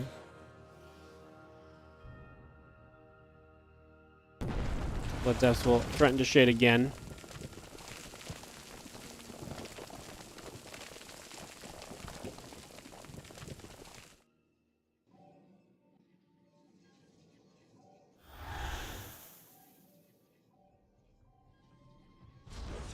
Yeah, first I'm just going to load up. I said Immortal and 2 devs, but he actually did build 2 Immortals. So just 2 Immortals across the map, and I honestly think this is a very unexciting finish. I think MaxPax just kills him with 2 Immortals in the Prism. Like, these Lings can't go up the ramp, there's sentries, and Rex has no way to stop those Immortals from just killing him. Like, you're going to force MaxPax to micro, sure, it's not going to be like just A-clicking with these Immortals, but like, the reality is just these Immortals are going to do way too much. Queen already in trouble. If the Queen goes down, then there's no threat to the Prism. Then the Prism really can just sit in micro all day with these Immortals. Roaches are not exactly going to last very well against these either. The Lings are on the way home, but they also don't exactly stop this. A couple of Ravages, which have a little bit more range to them. MaxPax will see it. He's going to, at the very least, he gets a Roach. Can he target down the Ravages? A little bit too tanky while morphing in. He gets one, to be fair. It's nice. It's a cancel, plus it's obviously a Roach kill, essentially, still. Even if you get the money back from the Ravager morph, the Roach is still gone. That was morphing into the Ravager in the first place. Yeah. The Prism is just way too powerful at this point. The 2 Immortals just can't really be stopped. This just lost all steam when MaxPax was, again, just couldn't get the creep up the ramp. Couldn't justify committing up with the Zerglings. Those 2 Adepts, he was actually very close to getting rid of the gateway before an additional Adept came out. And if he'd been able to do that, I actually wonder if this would have been maybe the deal breaker for him. Because honestly, the 2 Adepts are the only thing that stopped Rex from running into that main base sooner. Or at all, I guess, because he never really went into the main base. Nuclear makes this a little bit more difficult because obviously you're now having to take some damage on the Prism, so you kind of want to try and avoid that. Prism is going to take a few shots. We'll just fight these Zerglings. Again, pretty comfortably for the moment. More Zerglings on the way through. Problem is, that's all of your lava from Rex is going into unit production right now to try and deal with 2 Immortals that are just, again, having their own way with you. Queen will go down as we get behind the mineral line, and again, we'll just keep dancing up and down, up and down, up and down. The Ravagers go across the map. The recall the Prism. Because I think MaxPax is also recognizing that, well, I was going to say the threat, but I don't think there's any threat when you look at what MaxPax has army-wise. It's way too much for Rex to ever realistically hold. The Prism recall just makes this an even more convincing bust out. Kills everything, GG. Honestly, not a bad opportunity from Rex. I actually think there was some potential there. It's just one of those builds that comes down to like the slightest of seconds, and MaxPax had a very good follow-up, and he got the 2 Adepts out. But, yeah, it felt like there was an opportunity for Rex, even if it didn't quite come through in the end. MaxPax does end up with a Game 1 victory. Any results on the bracket? Yeah, Shameless into the semi-final. Shameless is having some good runs lately, by the way. He is having some good runs lately, so that's very exciting indeed. Very, very cool. Alright, we're going to take a moment or so and head into this next map, guys.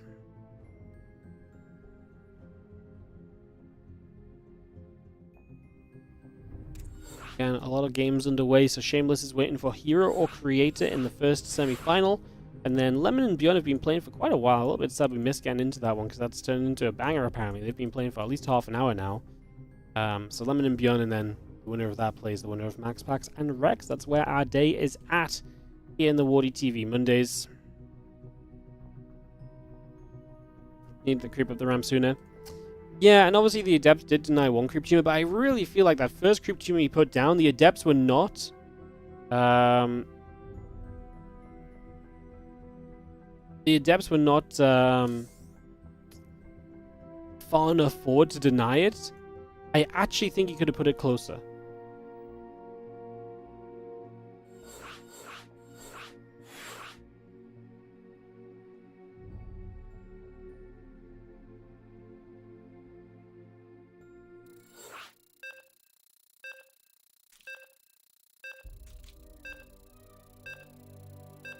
So I wonder if that could have just made the difference. Just the spines getting a bit closer, a bit quicker. Because maybe then you go up the ramp with the Lings and the Adepts have to pull a bit further back.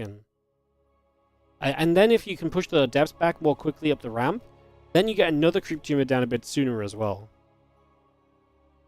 So Obviously, if the hatchery goes down before the queen pops out as well, this entire thing gets shut down as well. So a lot of little things that could have gone differently, honestly, on both sides. As we head into game number 2. In the top right-hand corner, we're going to have ourselves the blue Protoss player here. This is MaxPax, who is up 1-0 in the best of 3. Taking on the red Zerg in the bottom right corner of the map, we have got Rex. That was a pretty fun little attempt. I liked it, just wasn't quite good enough in the end. Overlord coming through. Pylon and the probe coming up. We get settled to resume.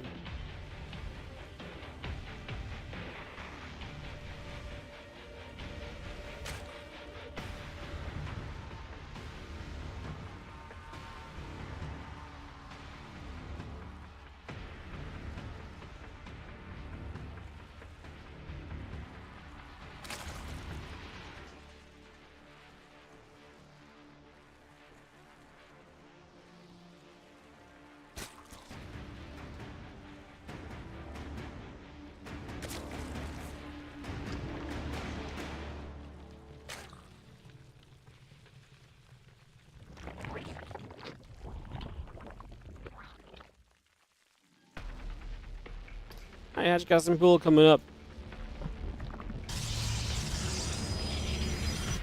The next is dropping down. Gate just coming about. We get settled in for a couple of moments. And Hatch gas and pool all coming online. Let's just see the Cybercore and the Nexus coming through. We get settled. It's going to be the gold base, which is not unusual, honestly, for torches. This is a play that all the Zergs are making. Obviously, we saw it in the the semifinals of the PWC Solo against Classic as well.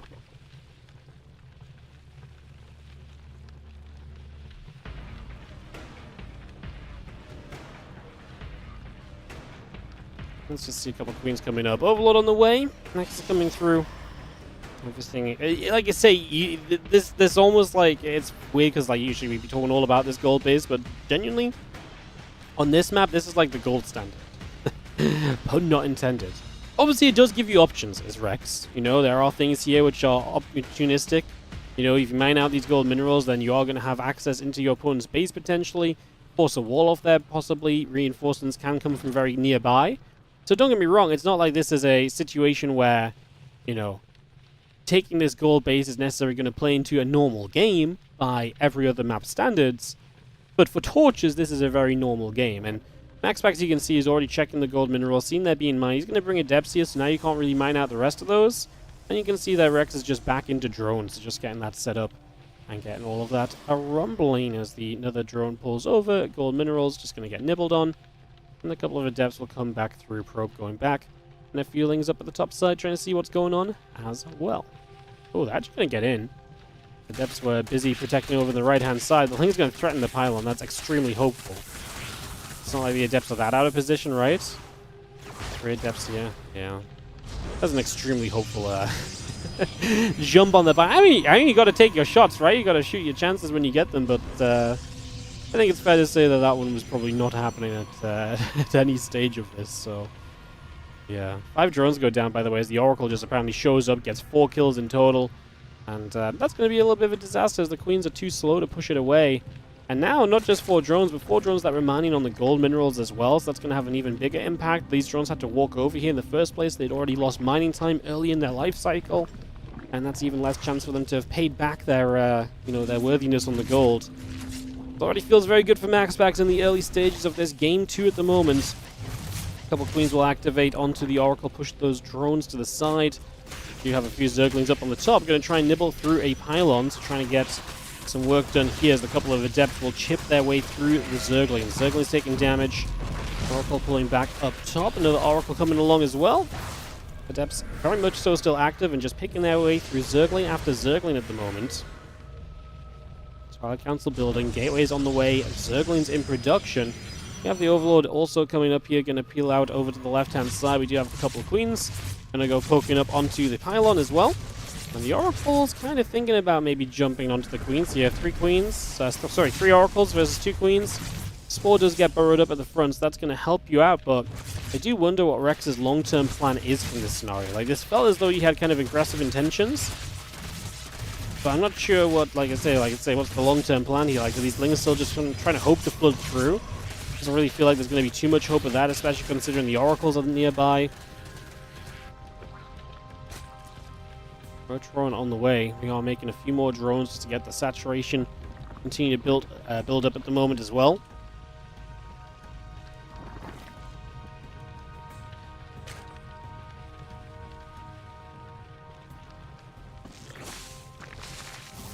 Zerglings on that left-hand side. Oracle will zap him away. Roach run about to be done. We do have a good bit of gas. We can build like 8 roaches at once here. We have the supply free for it as well, so I think this is just going to be build roaches and just see if we can win an attack across the map. 7 roaches starting. Make it 8. Queen coming through. A couple of creep tumors and the extractor coming up as well.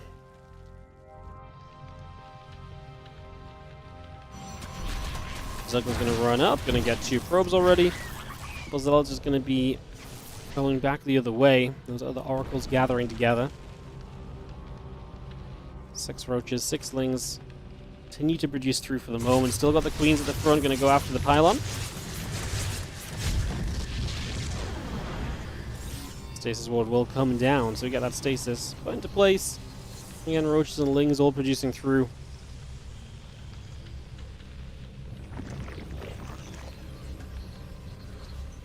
I mean, it's kind of go time, right? The longer we wait here, the more time MaxPax has 50 workers just mining away. ByuN charge first. He's got charge already available. Obviously, it means no blink on the stalkers, but honestly, with enough zealots, I feel good for MaxPax. Let's see what we can do, because like I say, it is interesting. But stasis ward's already placed defensively. Couple zealots going to show up bottom left. If I'm Rex, I'm almost feeling like, well, he actually pulls a lot back to deal with these quickly. I don't hate this, right? You get rid of 5 zealots just like that. Delays your attack a few moments, but he's building drones again, so he doesn't feel like he can push through. Well, this is a disaster if you're trying to build drones in this scenario, because you're building drones off of a 20 worker deficit. We're going to try and push our way through. Corrosive Fire can break the force field down. That's why I feel like building drones is crazy. Surely we just try for this attack at this stage. We're so committed to the idea. Pulling back and trying to do anything else is not it. The stasis ward catches, though, and maybe that's one of the reasons why you were afraid, because, don't get me wrong, I mean, I'm begging him to go for the attack, and clearly the attack is not really working out right now. I still think it is the right idea just to hard commit onto attacking to try and make something happen. Because I think long-term, this was not going to go your way. At least if you try and commit to the attack, there's a little bit more hope. There's one stasis to the left side that will fade away now into a couple of Zerglings. There's just too much economy here from MaxPax. This took too long to strike from Rex. It took too much building up, too much setting up. These builds have to be decisive. They have to be, fiery. They have to be precise. And this, from the start, just didn't really feel like that. When he was trying to break through, didn't really find it. Felt like he wasn't really sure how many drones he was cutting at as well. And MaxPax is obviously meant to be a heavily favored player against Rex. So Rex 2 is also not playing as much as he used to as well. He's focused a lot more on running tournaments, casting tournaments, etc. So there's been a lot more focus on that. We'll see another creep tumor coming down. Plus to attack, a few more zealots on the way through. These stalkers going to go for the creep tumors. Taking away a lot of this as we push down the right-hand side. So a bunch of this creep getting cleaned up. It's another nice revelation to keep going for it. A few lings are going to run to this other base, which, yeah, is an opportunity for sure. Get some workers killed. We take those. So yeah, the reality of this situation is that we are pretty much done as Rex, because now MaxPax is just full steam ahead. A few Zerglings that are going to stream in probably are not going to do much. Going to be another Corrosive Vial, gets rid of the Stasis Sword, GG, and MaxPax takes game 2, best of 3. Advancing to the semi-finals today. He will play Lemon or ByuN, who are still playing. So Lemon and ByuN are playing. Shameless is waiting for Hero and Crit. I guess we swap to Career and try and get an eye on what's going on there. I guess the Duckling should be in game on one of those, at the very least. They're in game on ByuN Lemon. It's 1-1 tied up, and game 3 just starts. They've played a couple long games. We'll keep an eye out to see if maybe we can get into the PvP, or at least an update on the PvP, perhaps.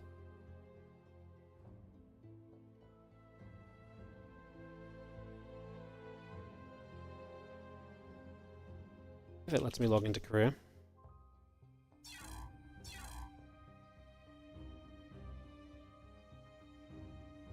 Do, do, do.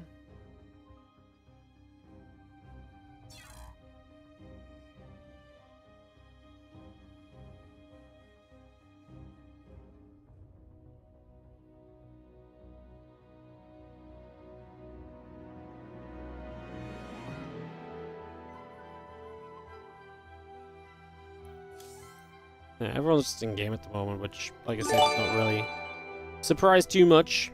We'll just run some ads, guys, wait for people to come out of game, basically, is where we are at for the moment. What's up, Matty Matt? Thank you so much for the 7-month resub on the Prime. Appreciate it.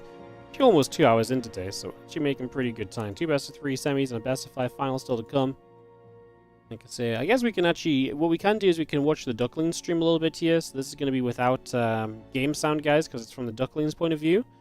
From their channel. So again, this is twitch.tv/cranky_ducklings if you want to watch on their stream. They're casting this as well. But yeah, as you can see, this is game 3 of ByuN and Lemon. So this is what's going on. They must have played a pretty hefty first couple of matches, because this is pretty deep at this point. You know, like they've been playing a long time, so their first couple of games are definitely not short. They started, like, while we're in the PvP before we even started casting MaxPax Rex. I know MaxPax Rex wasn't super long, but like I say, they started doing the PvP even.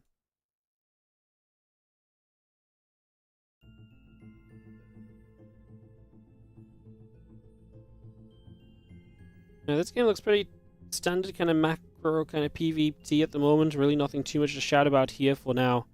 Nothing too crazy just yet. Everything looking very reasonable. As ByuN sends a little bit of bio over to the right side, gonna see what's up. Checking the gold base on Persephone is never a bad idea, right? Making sure that that is not an opening that your opponent's looking to take advantage of and able to kind of jump on you for. So I like the initial thinking here in this one, as the Stalkers, Zealots, and company gathering together.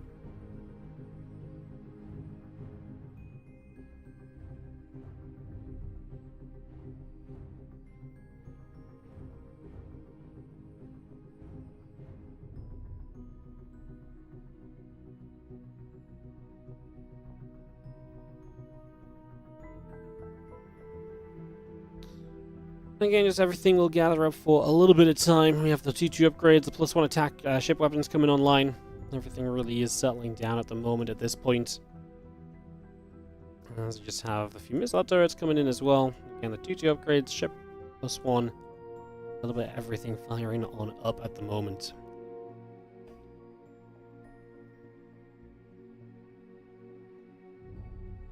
Two, Dark Shrine, Gateways, Nexus. I mean, Lemon is expanding quickly as well. This is the point where if ByuN is just going to sit back and give Lemon room to breathe, Lemon is going to absolutely seize on that opportunity. And he's like, I love breathing. But he's just going to mass expand and really put the pressure on from there, so...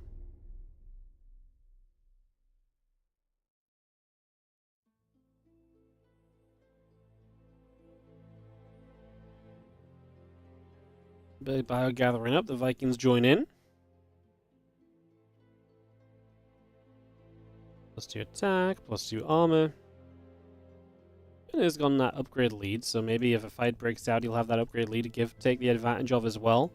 Definitely a possibility. Give me 1 second, guys. I'm just going to check the bracket. Oh, we actually do have a result. Creator 2-0'd Hero, actually. So we're actually going to be getting Creator Shameless on the way.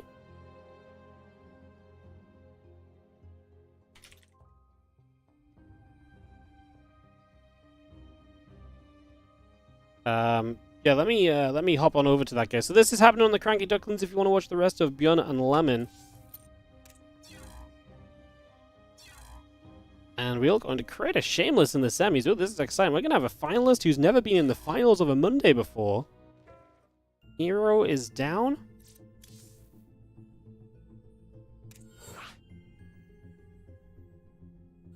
Yeah, Creator's had 2 top 4 finishes, but that is it, so...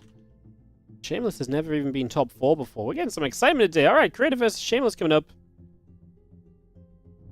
Getting ready to go. Apparently we're gonna re-game.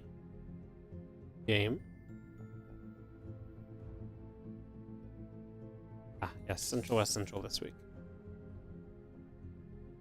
Alright, we'll take a moment or two and get into Pylon. And our first semi-final is going to be upon us, guys. So we'll get this ready to rumble. Like I say, obviously, the ByuN Lemon series is happening on the Cranky Ducklings channel if you want to go and catch that. I tell you guys, I absolutely encourage you to go and watch. I will eagerly await the result. Brackets go ByuN. Give us a PvT semi-final instead of a PvP. As we just get everyone swapped over. And ready to roll. So yes, we'll give you my eyes on that one. I can actually get that open on my other screen to keep an eye on it.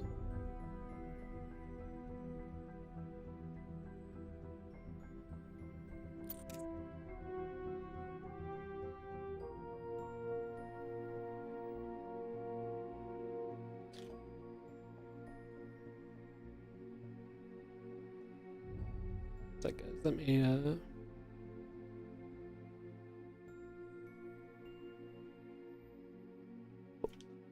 He's going.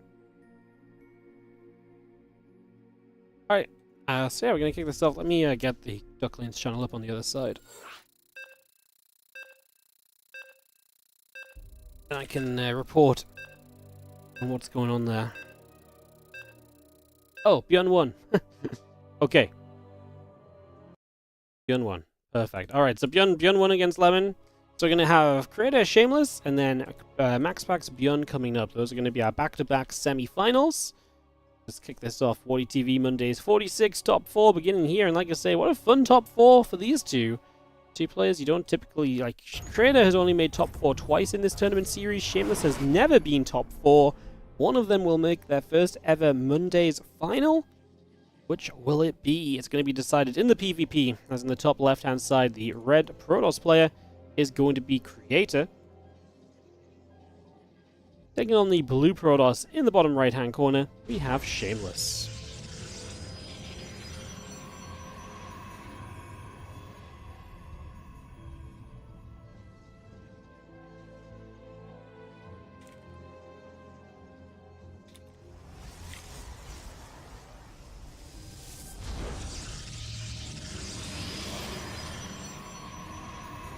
Alright, so the Protoss versus Protoss kicks off right here. As we do have our Proby heading down to the bottom right-hand side, looking to see a little bit of what is up. It's actually a very fun kind of setup on the bracket, because on this side of the bracket, you've got Creator and Shameless, who are going to be, like, first-time finalists in the Mondays. And on the other side of the bracket, you've got a MaxPax, who's not won this tournament since January, after being one of the absolute top-tier winners of this event. You know, he dominated this tournament in the first 20 weeks or so of its existence. And then, yes, and then obviously you come in and you have ByuN, who is one of the few players to have won more than one of these events, but has not had the dominance that MaxPax has, but has won more recently than MaxPax. So, actually a pretty cool top 4 for our Monday Cup today. And yes, guys, the game sounds were off because we weren't in game on ByuN versus Lemon. We were just watching the Cranky Duckling stream while we were waiting for other matches to finish up and go live and so on. So, yes, the game sound being off was intentional, because if the game sound was on, you would have heard someone else casting. So we do it a lot when we're just kind of between matches, just jumping on another stream, getting an eye on what's going on and so on for a little bit, etc., etc. Couple gateways as the Sentry will activate. And a Stalker. So we're going to see Shameless Sentry Stalker going up against the double Adept from Creator as we get that up and rolling. The warp gate building on both sides, no surprises. Obviously, if there's going to be a tech structure coming down here, it would be on Creator's side. He's going to have a lot more gas available to him, while Shameless plays into the Sentry, plays into the tech via gateway unit production. Creator could go Adept, Sentry, and then expand himself. Also a possibility. A little bit of a rarer possibility. You don't see it as much. Obviously, Adepts sometimes do come up with Stalkers behind for poking. In this case, even more Adepts on the way, actually. So, Adepts into Adepts. Obviously, no expansion down just yet, but you have the money to build it from Creator here. He's just blocked by the pylon that did finish to keep the block up for longer. That means that's a 100 mineral investment from Shameless rather than a 25 mineral investment, which is fairly noteworthy. Nexus goes down. So Nexus starts, a couple of Adepts, a couple of Stalkers on the way up. We have the Warp Gate coming through, the Chrono Boost there. Hallucination going to head in toward the main base, trying to see a little bit of what's going on. As, yeah, the warp gate just continues by for the moment, so keep that coming online. Again, our Stalkers and our Sentry continue to build up as well. Actually going to see those starting to poke toward the upper left-hand corner, so a little bit of an army from Shameless gathering up and thinking about making some moves.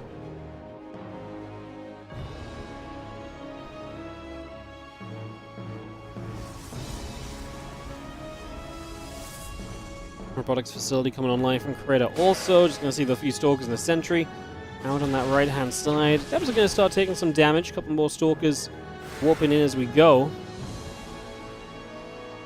Debs just down the left, hanging about. Twilight Council Nexus both building. Debs going to shade forward here and just going to go try and get defense going. I mean, Shameless has done nothing but build a ton of units. Now Creator supply blocked as well. As the Nexus finishes up, it will free him from the supply block. Robo finishing too, but like I say, Shameless has just done nothing but build units. And this pressure is definitely rising right now. The Adepts are pretty tanky, but you need some damage output as well, and the Adepts don't really provide that. The Immortal will be huge, but we don't have any way to keep this Nexus alive without just fighting, and obviously that means you're fighting without the Immortal. If you lose the Nexus, you're in trouble, because your opponent is expanding behind it, so you've got to kind of fight here. Like I say, the Adepts are very tanky. The couple Stalkers in the back are putting some work in there. Damage output is greatly appreciated right now. An extra Stalker and Sentry showing up. The Adept shade back. Energy Overcharge gives us a good set of force fields as well. Creator looking for the clutch defense in these dying moments of this attack. Nice force field. Traps a couple more Stalkers. Immortal is here. Defense is made. Low HP Nexus, but Creator will defend.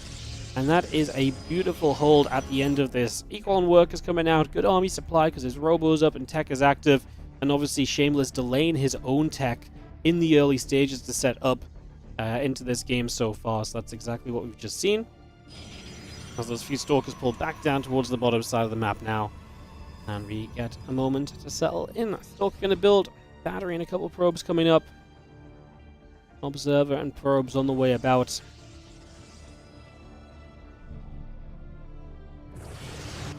Going to see the Sentry will build in for a second. Again, Twilight and Forge building up as well. On the side of Creators, just going to get those structures up and rolling. Blink about halfway done on the Twilight Council as well. Just seeing both those gateways continue to come about.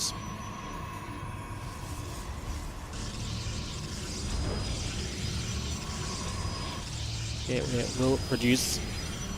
Gold probes coming through, +1 attack on the way. We just have the blink about to complete. Probe pulls over to the left-hand side, and we do have the battery and all the rest. Continuing to come about for the moment as we continue to get settled in here. Probe comes by, takes the watchtower for a couple of moments. We'll continue up the left-hand side instead now. Away we go. Again, that blink is about to complete. Double gates coming over, pylons coming up. Observer heads into the main base, so again, a little look to see what's going on. Gateway continues to morph on in.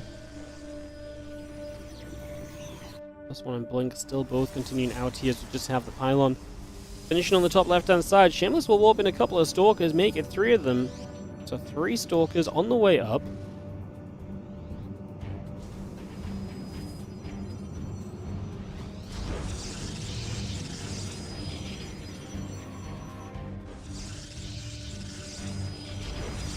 Ready to poke into the front there. We have got the... Ooh, a little bit of a blink in, so very aggressive, just trying to jump on the Immortal straight away, but that Immortal survived! Oh my god! Both Immortals survived for a little longer than you really want them to from Shameless's point of view. That's a defense so far here from Creator, and Shameless is unable to capitalize further just yet. Still got blink and +1 coming online right now. A couple of units stepping forward, the Stalkers get pushed away. And the gateways continue online. They all get brought up at the moment. Stalker in production still. You see a few more Stalkers pulling back over the left-hand side at this point in time.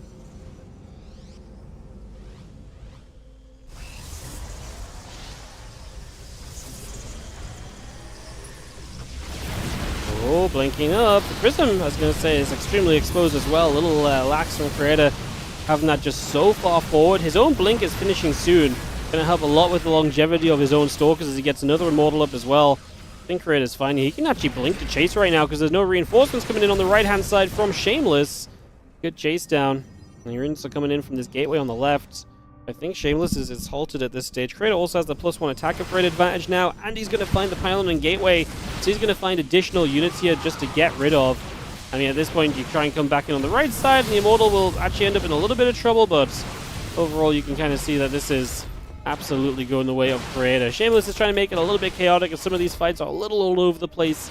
I mean, that's what you have to really just hope for at this point as Shameless, right? Because you're basically just saying, you know what? Yes, I just want to try and survive. And chaos for me is better than anything else, because obviously at this point his opponent has a lot of units, so a normal game is going to start trending towards Creator's favor no matter what. It does look good for Creator here to potentially take down game number 1 of this best of 3 and make a step towards the finals of WardiTV Mondays today. Bit of back and forth, Zealot showing up. Scopes will continue to pull back. GG says Shameless, and that is going to be Creator taking game number 1 of the BO3.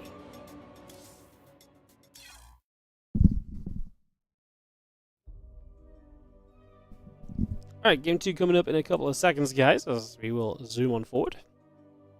The game's coming. And yeah, get this semi-final wrapped up, and then obviously ByuN MaxPax in our second semi, and then the finals to come straight after. Creator hosting us up. Leyline's going to be our map. And we'll kick this off.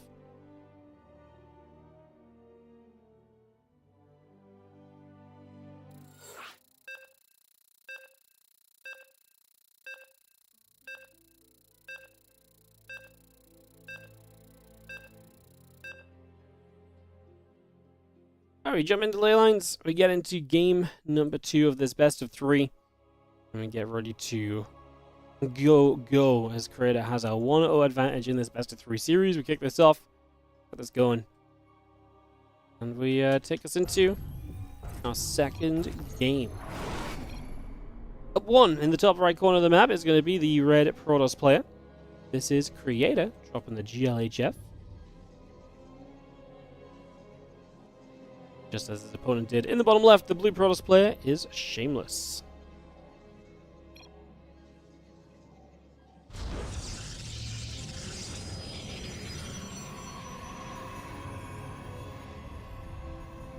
Hello. Hello? Let's see. I've been calling you for like 3 minutes straight. It was crazy. Ah, I'm not looking at Discord. Focus on the games. You weren't focusing on the game. I watched you cast it. You watched me cast it? Yeah. What was I not focused on? What didn't you like? You should have described more hypothetical scenarios they could have played out. That's not me, man. Yeah, that it actually was. I was thinking to myself, you know what I really would like? Some hypotheticals here. For example, what would have happened? You know, after the 3 force fields, what if he just right-clicks the Nexus? Then he loses 2 Stalkers, kills the Nexus, and teleports out. It's probably good for your Shameless, isn't it? Probably, but then do you not just die to the counterattack? What, he's gonna walk across the map with an Immortal and 2 sentries? Yeah. Actually possible, yeah. Yeah. But, I mean, that would be an interesting hypothetical, isn't it? Sure. I don't think in hypotheticals, though. Like, this doesn't interest me. I like what happens. You have a rigid personality. Yeah, something like that. Love it. I'm never asking what if, I'm just looking at what happens. I like it. Like, Grounded in reality. Grounded in reality, yeah. Truly a gamer. What do you think of the top 4? Some fun players today, no? Shameless. Yeah. Creator. Yeah. ByuN MaxPax. Yeah. I was saying it's not bad. I was saying it's you fun. really missed a banger of a series between ByuN and Lemon, by the way. Yeah, apparently so. I realized this when they just never ended. Like, game 1 and 2 must have taken a while now. 1 and 3, actually. 2 was medium, but actually maybe just game 1, really. Game 1? Game 1 was phenomenal. Lemon built 27 gateways, and then at some point just warped in 14 DTs at once. He had an interesting way of playing. As well. Yeah, I wanted to cast this one, but I was stuck in a PvP. She just left him. Probably. We could have met up before then. That would have been great. All right, enough with the jokes, Wardy. What do we have? We have Nexus, Nexus, Sentry Stalker into Sentry, Sentry. Pretty much the golden standard of PvP. We've seen this a lot, like these heavy Sentry builds. See what the Shameless is going to do here on the bottom right side. They've been super popular. Just getting the sentries up, getting the force fields available, Guardian Shield, and just expanding. It's been Hallucination as well. Edge. Yeah, obviously the scouting is great. Makes Yeah. it very difficult to dodge at things you don't see coming. Yeah, it's true. And then just Twilights. Blink obviously still very powerful in this matchup. You get the map control from blinking your stalkers around as well, so it's just a very very powerful and streamlined way to play. Yeah, very powerful. I'm a big fan of this. Blink versus Blink is my least favorite matchup, though. It always... Oh, Shameless. This is why I like this guy. The dog giant. Yeah, much cooler. Oh, and now he's faking with charge. I like it. I wonder if Creator realized it. So... Oh, look at what Shameless actually did. Shameless went for a fake fourth pylon. So this is a high-level move. So usually in this type of scenario, as the Protoss player that's scouting, you're counting pylons, right? It's like, okay, if there's only 3 pylons, then definitely one of them needs to be proxied. So he just added an extra pylon to pretend like he needed it. So now he has lots of oversupply and it looks bad, and he probably had to cut a worker for it or something. But as a result, Creator scouted and he counted the pylons, because Creator is capable of counting. And he thought, oh, there's 4, there's nothing bad going on. Though Creator is kind of roaming around towards the top side, looking for a proxy Dark Shrine. He might be too late for the bottom one. He's actually getting Nexus before Robo as well. He's playing pretty freaking greedy right now, Wardy. Yeah, he has full faith in what he scouted, man. He doesn't realize he's been tricked, and hence he's going to be in some trouble. These DTs are going to hit hard. It's a Forge now on the way, still no Robo in sight, so... Yeah, these DTs have game-ending potential at the moment. They are going to go uncontested. This is greed with a capital G, man. That is crazy. Triple Nexus now coming in. That Nexus does feel a little bit late if you're Creator, but Creator, he's not sniffing it out. You think you go for the robotics facility here if you're Shameless? You see this? I think you're right. Natural now, like you click it. No, he's not clicking it. He's gonna split up. This is fine if you get in uncontested as well. Because I think the damage you do, or like the guaranteed damage, is so high. Okay, yeah, it's just instant GG. Sick. Yeah. Click it or don't click it. GG gets called. And Shameless. That's some trickery, like you say. A couple of cool little moves to make it not so obvious that the DT's on the way, and next thing you know, it's tied up. 1-1. Yeah, very, very cool. A true Protoss player. Creator watching the replay is like detection. I feel like I lacked an observer. Yeah. Analysis. Yeah. All right. I mean, there's really nothing else there. It's like, oh, I died. You died. I think he's gonna like the move though with the fourth pylon. I think Creator can appreciate this type of stuff. Probably not in the moment, but afterwards, you know, he'll be like, ah, that's cute. He'll do it himself as well. Like, all right, it's all right. It's the only time Protoss players get appreciated by other Protoss players. Yeah, it's true.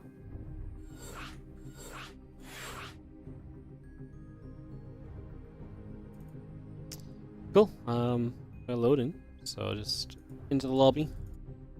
Into game 3. One of these guys about to make their first WardiTV Monday finals. Shameless only just started playing these kind of consistently fairly recently, though. He's really stepped up lately. I feel like Shameless the last couple months has been really good now. Yes, yeah, he's been quite strong. Get quite a bit of horror. I'm gonna fact check this as well on Aligalak.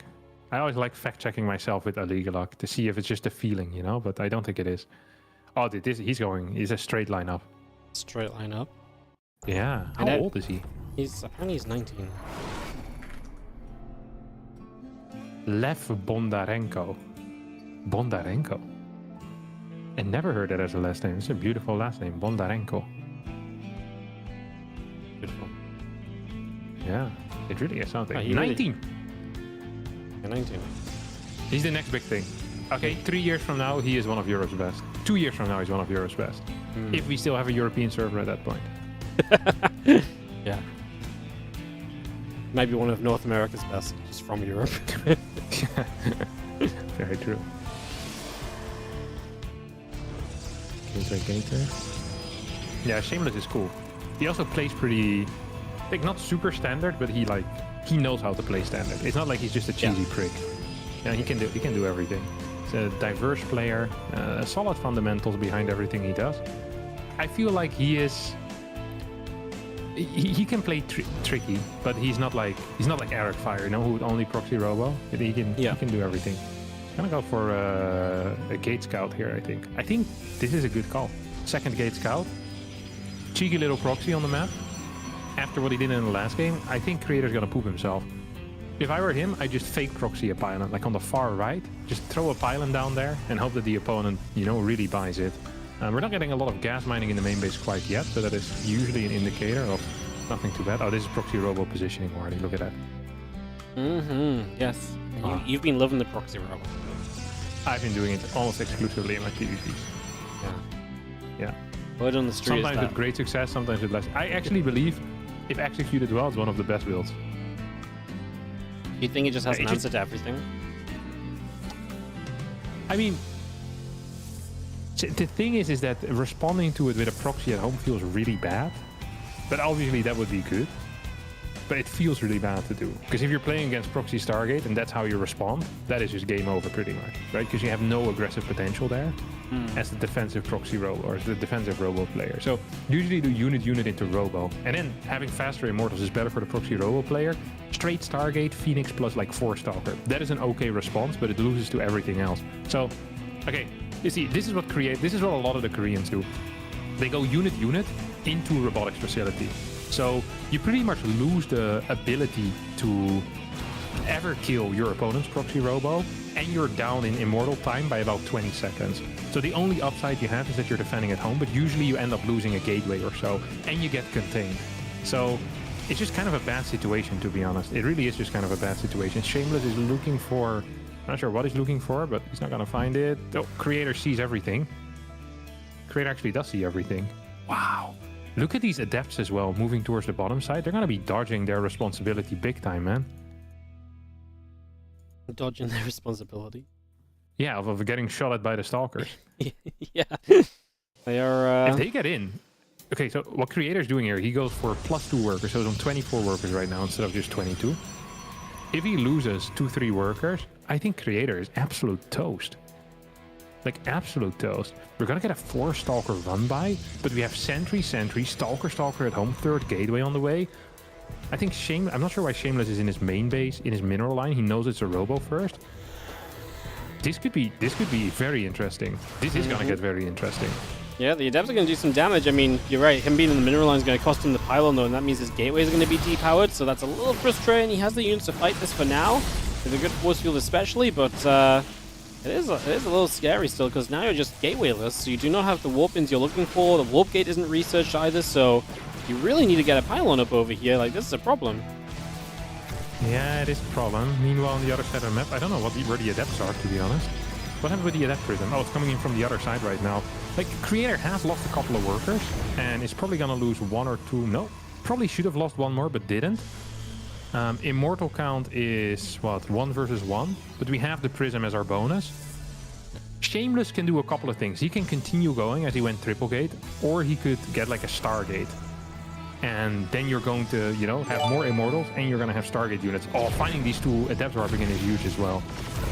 Creator took a risk, and it did not pay off. No, it did not, as the Adept is going to go down. So that's going to be a nice catch from Shameless. He's able to play cleanup, even chases the probe as well into the corner, so able to get rid of that. And the pylon goes down as well. So Shameless with a little bit of an edge supply-wise right now. As Creator comes across looking to try and get the robo, there's not really much defensively near the robo, so the pylon is going to go down, and that's going to stop the next immortal coming out. Yeah, this is usually what the Stargate is for, so that this type of moves can, you know, kind of get punished. Imagine there's like a Phoenix on the way right now, then. Without a recall, you're going to be in trouble. Shameless is actually putting a lot of eggs into the basket of killing his opponent. I'm not sure how secure this basket is at the moment. It feels like a fairly mediocre basket, if I'm being real honest. Yeah.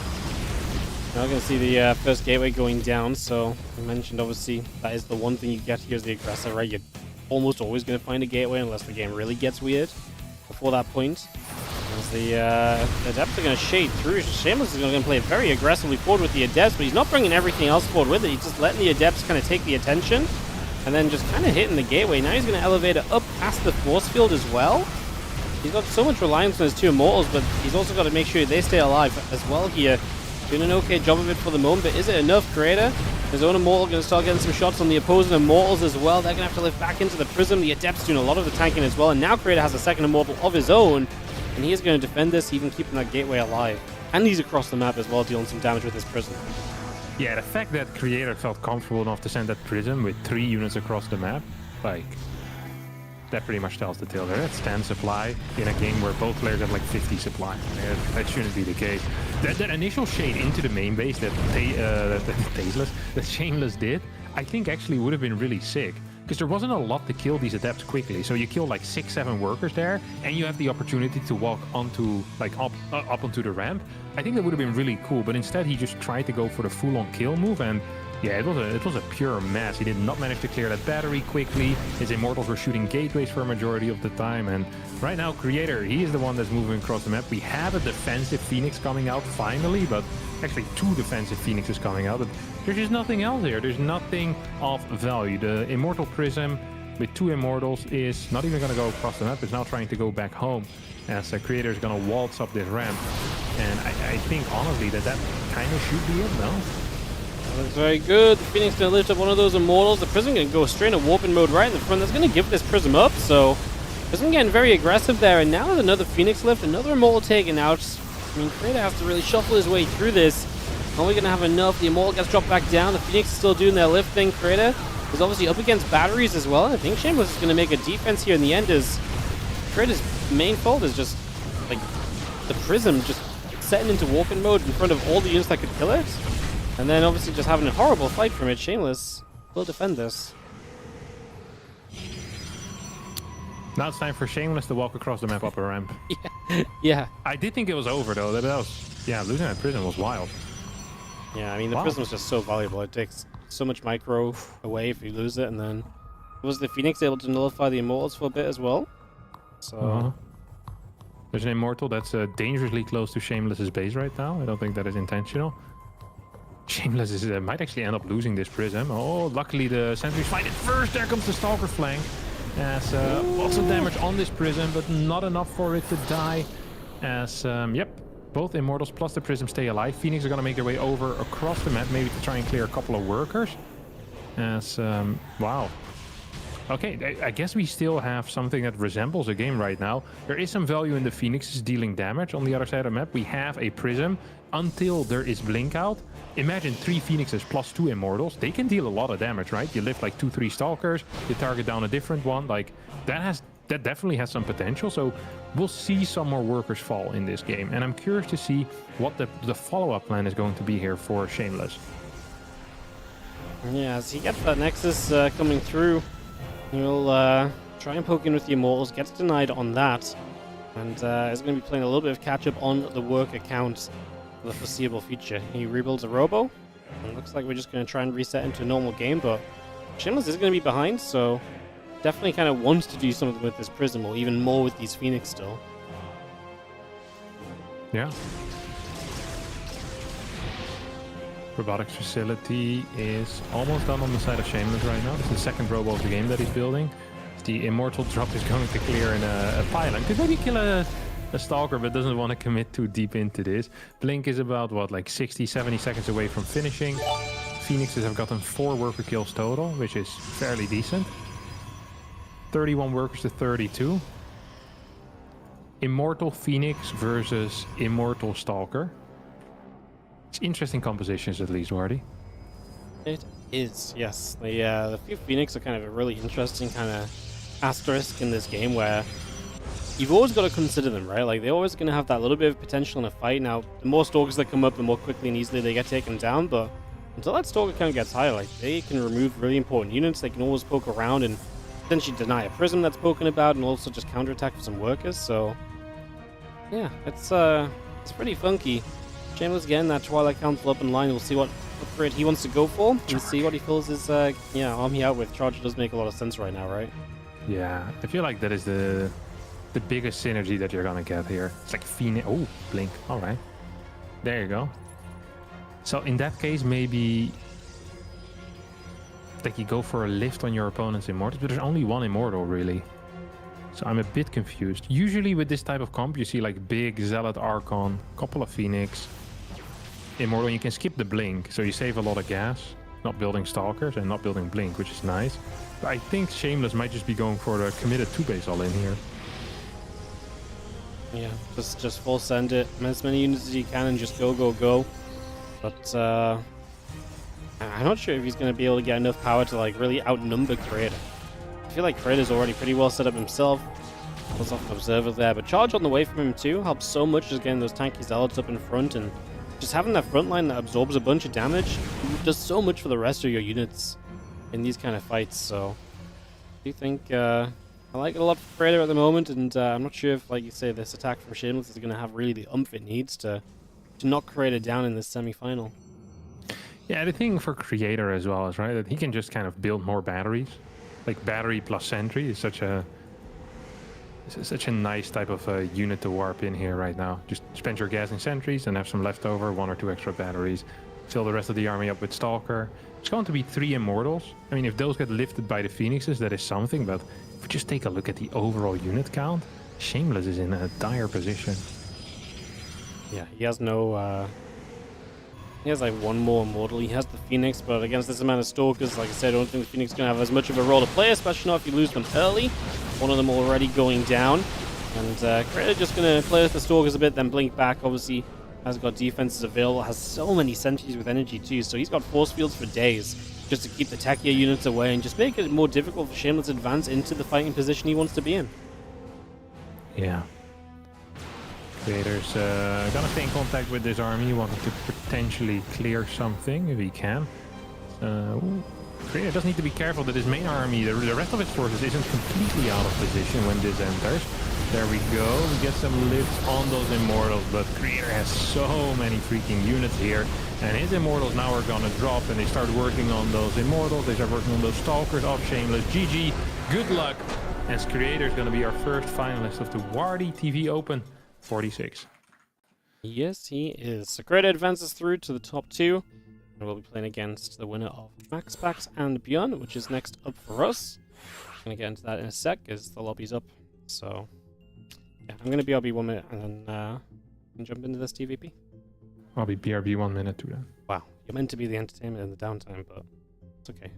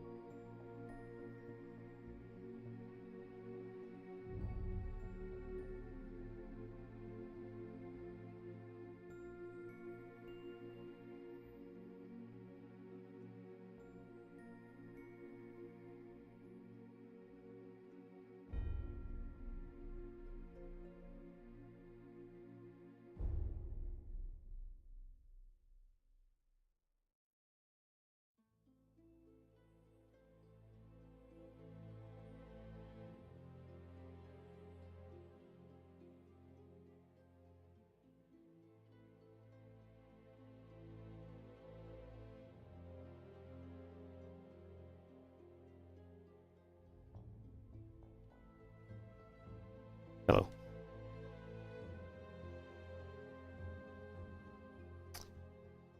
Alright, MaxPax ByuN coming up in a couple moments. Waiting for ByuN to ready.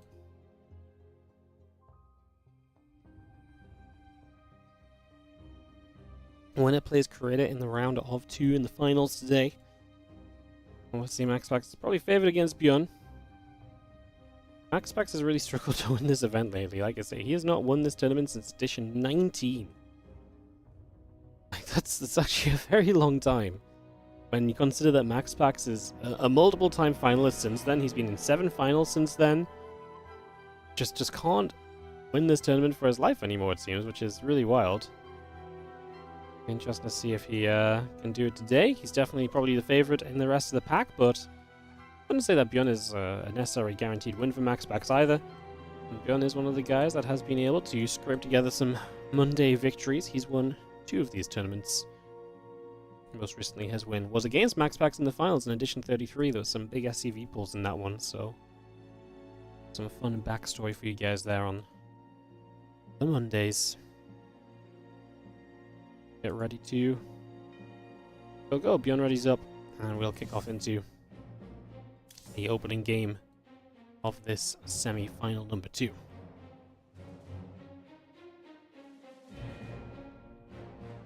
Love it. Now ByuN's back, and it seems like MaxPax is AFK. Ping-ponging between players who are here and who are not. But now, we're back. Game starting. Austin's still gone. This guy's such a slacker. Shows up, casts like 2 maps of a PvP, takes the rest of the day off, expects me to carry and entertain his own stream. Unbelievable. But expected, actually. Realistically. In the top right. I'm going to start off with the beautiful blue Protoss. This is going to be MaxPax taking on the red Terran. In the bottom left-hand corner of the map, we have got ByuN. Second semi-final of Monday's 46. Coming at you right now. Who will take it? Who will play Creator in the finals? I think you got to say that either of these players are probably the favorite against Creator in the finals. Not a guarantee, but definitely a possibility. And Creator's been playing well, especially PvP. Knocking Hero down 2-0 is obviously pretty impressive as well, so not like he's having a bad day in the slightest. He's been having a good day, Wardy. Been having a great day. You're back. Welcome back. Thank you. I legit arrived perfectly in time. I saw the timer at 7 seconds when I came in. I was like, wow. What timer? Of the game? Oh, the game. I see. On the left above the mini-map, there's a timer. Yeah.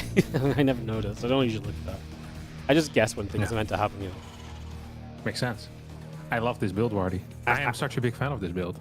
I love it too. I was about to BLB a second, but now we've got full-on proxy action. I'm locked in. Yeah, I'm locked in too. Let's see if MaxPax knows how to defend it. I think there are multiple roads that lead to Rome, so to say. Mm-hmm.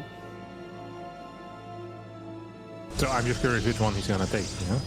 Yeah, no, I understand the I understand the point. It's just I'm kind of curious too. But we've seen a lot of kind of people like you say with kind of different paths to take. And unfortunately, some of the paths are beaten down and treacherous, and they don't actually quite get you there. But people go down them anyway. So, what would you say is the most reliable path? Yeah. He's gonna go Reapers. Yeah, but he wasn't. Yeah, this is fake news. He's going Tech Labs first. Crazy. This is brilliant. Why do you like it so much? I'm just thinking about it, but I think it's brilliant. So, wow. You're gonna have a really fast CC with this, aren't you? Yeah. Wow. Look, MaxPax is completely stuck right now in his one-base robo shenanigans. Got into this a little bit the last couple of days as well. He did it against Showtime, but when he did it against Showtime, he didn't start building the Tech Labs, then cancel into Reapers. So I just wonder what the moment was that he decided, you know what, I'm going to go Reapers. No Nexus, no Nexus, no low ground. If there's no second low ground pylon, I think you cancel. Makes sense, because if they defend the high ground, Marauders are going to do nothing. Or very little. Yeah. That was the one issue, is against... So, I always wondered what the correct way to approach that is. I always would walk up and hope that they wouldn't force field in time, but that was very inconsistent in its output. But Here, this is brilliant. All right. This might be the best piece of innovation I've seen in the past 7 years. This is You it. know, This is I'd even go as far to say that this is better than NFTs. Yeah. Okay. Right. Really pushing the boat out. Right. I'm gonna leave you. I need BRB 1 minute. I'll leave you in charge. Yeah, no worries. This is a... Dude, this is a game changer. Is this just a way to consistently always be capable of playing Proxy Marauder now? If there's a Nexus downstairs, you go for the Marauders. If there's no Nexus downstairs, you go for the Double Reaper. I absolutely adore this play. I really do adore this play. Lovely to see. So there's going to be Marine Production, Cyclone. It's 1 base Robo against 2 CC. There is a Nexus behind this. And MaxPax is very stellar when it comes to micro units. But 3 units against 5 units, and when one of those 5 units is a Cyclone, generally is not going to be great. We have no, there's not even an Immortal, there's an Observer moving across the map. I mean, I think MaxPax is just in a world of trouble. One of these depots is going to go down. Tank is about to finish up. I think you probably could have thrown an extra depot, like a fake depot on top of that supply depot, or what you call it, the reinforced depot. I don't even know what it's called. Reinforcing supply. Supply drop, there you go, that's what we call it. This has been fantastic control out of MaxPax. Like, he is making a lot of good things happen out of a terrible situation.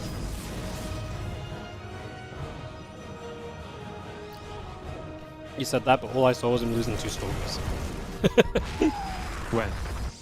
I sat down. You said there's been great control from MaxPax. I watched 2 Stalkers die. This is all I saw. Really? Yeah. I mean, it was nice control. He killed a depot. And a Viking and a Marine. I mean, I'm not even sure if this is worth it, but it felt nice. And I think beyond the latest like reactor and his tech lab for longer than ideally he would have wanted. Darktrain is going to be the follow-up play here. Cyclone in a bit of trouble. No, it's the Stalkers that are in a bit of trouble. I mean, MaxPax is controlling this well, but it's just tough if you're this far behind. He's now going for a 3rd gateway. I think that Darktrain can actually do something, but the Liberator might scout it. This Liberator is a game changer anyway. It's probably going to allow ByuN to move across the map altogether. Blink isn't done quite yet. Here come the Cyclones. So good control out of Max. Yeah. Yeah, just forcing the Stalkers to have to keep lifting into the Prism to break the lock-ons. Just really going to force him back quickly. I mean, lose a Reaper there, but that of all things is probably not the biggest concern. As the Liberator's in the main base, and he gets 4 probes right off the bat, so ByuN, successful Lib, going to force these Stalkers to focus on that. Liberator, yes, goes down, but mining time lost, and they're pushing forward. The Viking got a lot of damage on the Prism, by the way, too, which is huge, and he kills the Observer off as well. Bringing in a lot of Cactus here. We'll lose out on the Cyclone now, but a lot of damage on those Stalkers. Is going to retreat away. He gained a lot, though, in this process. Yeah, and I think the biggest thing that he gained here is MaxPax being too scared to get a 3rd base, right? Max is pretty much stuck here on garbage, on absolute garbage. The only thing MaxPax has got going for himself is that he has a Dark Shrine that has been unspotted. There are currently a single scan available. There's a single scan available. We have an eBay, but that is about it. Here we go. Tuned instantly starts. Oh, we get to pick up. Beautiful movement here. Viking on the other side is going to get 5-6 worker kills. Just 4 worker kills, actually. Not even a 5th. There are 0 scans available, but we're going to get our next scan available in about 2 seconds. Is it natural or main base where we scan? It's going to be in the main base. DT goes down. Natural turret finishes up. 39 workers to 39. 2 base versus 2.5, as MaxPax is trying to expand. But if Stim finishes and Combat Shield finishes up at some point in the near future, MaxPax is going to be in a world of trouble. It just really feels as though, obviously the game's been weird, right? But now you're really going to start seeing where MaxPax kind of trails. Where Charge is just starting, Temple Archive's on the way, but he's not rich, you know? So being able to afford all these things is, you know, it's a cool idea. But actually being able to, like, truly get up, like, a good number of Zealots, truly being able to get, like, a couple of Archons or even just Storm ready, like, going into one of those doesn't really allow you to do the other. And if you're going to try and do both, then the push from ByuN has terrible potential because... yeah, he's set up. His army's good to go, and MaxPax is anything but. A double drop. I don't think there's many Terrans that would want a double drop in this situation because they have such a clear lead for a straight up push. But I think it's kind of smart. ByuN here is saying, hey, you're probably investing in stuff that isn't observers. I don't think there's many Protoss players that are down like a base and 20 supply of where they want to be, and then go like, you know what, I really need more vision on the right side of the map. It's like, it just doesn't happen. I think ByuN identifies this and goes for a double drop here. 16 Marines, or what is it, 14 Marines, 1 Marauder. No combat shield quite yet. Forces out the relocation. What's it called? Recall. There you go. Pylon goes down, charge is gonna get cancelled here, and the left side push is gonna hit like a truck as well. Storm not quite done yet. There are 2 Templars there, but they won't have the Storm until 10 seconds from now. And I think 10 seconds from now, this third base is gone, Wardy. Beautiful build from ByuN, and great follow-up as well. Like you say, the identification of like just being able to drop on the right side, and the power that has compared to usual. And you can see how off-put MaxPax is by that drop, because he had to recall from the natural into the main, which isn't a huge recall. But then he's just positioned to the right side. He isn't ready at all on the left. Storm's available. ByuN needs to be a little careful about those, but otherwise he's looking good. There is the first Storm. It's absolutely a banger. And we get another Storm like it. Siege Tank's going to go down. Second Storm's very good too. He lifts into the Medivacs for protection. His reinforcements will very slowly arrive. He still has a double drop on the right, but does not get in with it just yet. 2 base versus 2 base though. I mean, this is just an issue for the Protoss player. Down in upgrades. The only thing that MaxPax has that he should be proud of is the 8 gateways. The good infrastructure. He has really nice infrastructure. This is also a good start of a fight. These storms are fantastic. ByuN, I think, might be overstaying his welcome a little bit in the middle of the map here. His units were extremely damaged. Right now, ByuN wants to go for a counter-attack with a double drop. There are no Templars at home. There's no units at all at home. We have a bunker. Thank God that's still alive on ByuN's side of the map. This counter-attack of MaxPax actually has some serious potential. Okay, MaxPax just warped in everything aggressively, so that means that ByuN's attack is going to kill every pro. So that's going to be absolutely devastating, but then ByuN must defend over here. Bunker goes down, he's going to pull up into the main base. He can afford to defend just the main base right now, because obviously he's going to do so much on the other side. But there are Storms to contend with. The first Widow Mine there is very good. Second Widow Mine will go off as well, just helping to clear the way for the Bio to maybe get the damage done that's necessary. As ByuN, yes, doing great damage on the other side, but he must defend his main base right now. High Templars storming the few units that are around. The Viking going to go after the Prism, so no more reinforcements available here. A few Marauders, another Widow Mine showing up. Surely ByuN gets the cleanup here with the last few units, but no, not just yet. MaxPax has the army supply lead right now. Yes, good storm defensively as well for MaxPax, who's on 1 base. ByuN is sending all of his SCVs across the map, still has the ability. Oh, he's building Ghost. He's building Ghosts. 2 Vikings are around. Here goes 1 Archon. Archon number 2 might die as well. I'm not so sure what the plans are here for ByuN, who's given up attacking his opponent's main base, is now walking across the map with a lot of SCVs. These are going to get picked up, try to return back home. Vikings have landed in the natural. Meanwhile, MaxPax is up in army supply. What should have been an impossible win here for MaxPax is all of a sudden turning into a perhaps, maybe, yes. I mean, there's quite a few units in these Medivacs, but GG gets called. MaxPax wins game number 1 in an unlikely fashion. Crazy. Round of applause for MaxPax. Because, I mean, just ByuN fighting in the middle, just unnecessary, right? Pretty much loses a bit too much. I mean, that is where it does go wrong, but I mean, it still is very impressive. I just don't think ByuN had anything to actually defend with at home, though, right? Like, when you looked at it, like, he had, like, a handful of low HP bio units, and then, obviously, the Storm, so... You know what happened here is that ByuN thought he was so far ahead that he could defend in the middle. Then he thought he was ahead far enough that he could defend in the natural, and then that he could still defend in the main, you know? And he's just losing units every single time. Well, if his first instinct was just to go into the natural, it would have been fine. Or if in the natural, it was just go straight to the main, you know? Pull all the SCVs there, lift your CCs, reinforce depots, full wall. Like, you're fine as well, most likely, right? Yeah. Yeah. You just need to pick an actual defense and stick to it. Instead of giving MaxPax 3 favorable scenarios. Yeah. Alright, everyone's in. Let's really jump into game 2. MaxPax with the 1-0 lead in the semis, looking to make it to the finals again. He's been in 7 finals since he last won one of these events. Maybe today will be different. As it's frustrating for ByuN because that was such a good setup. To then not get a point on the board feels very rough when you're playing MaxPax. I think he should play the same build again. If MaxPax doesn't have a good response, it puts you in a good place again, right?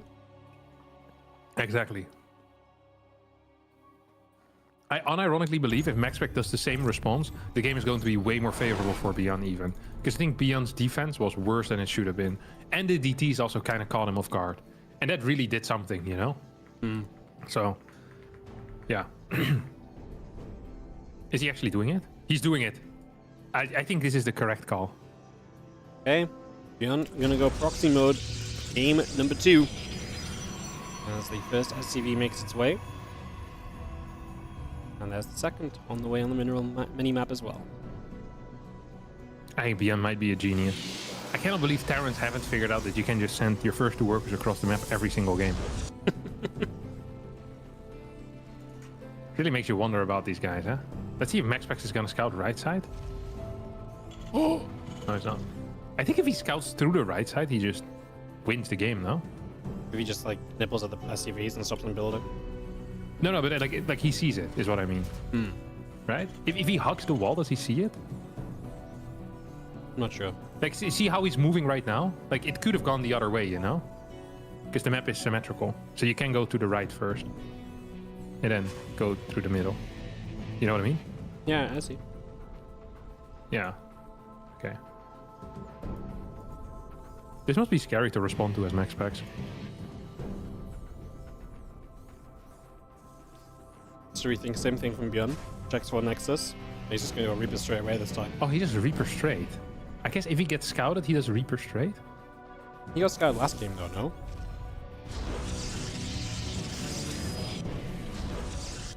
But last game, I'm pretty sure he started Tech Lab first. No, he did. He definitely built a tech lab and cancelled it.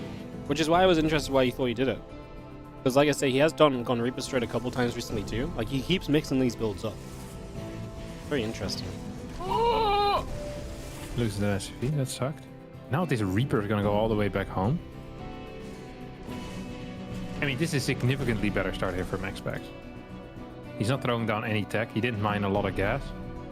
And he just clears this. So it's gotta be CC at a normal time, Nexus at a slightly later time.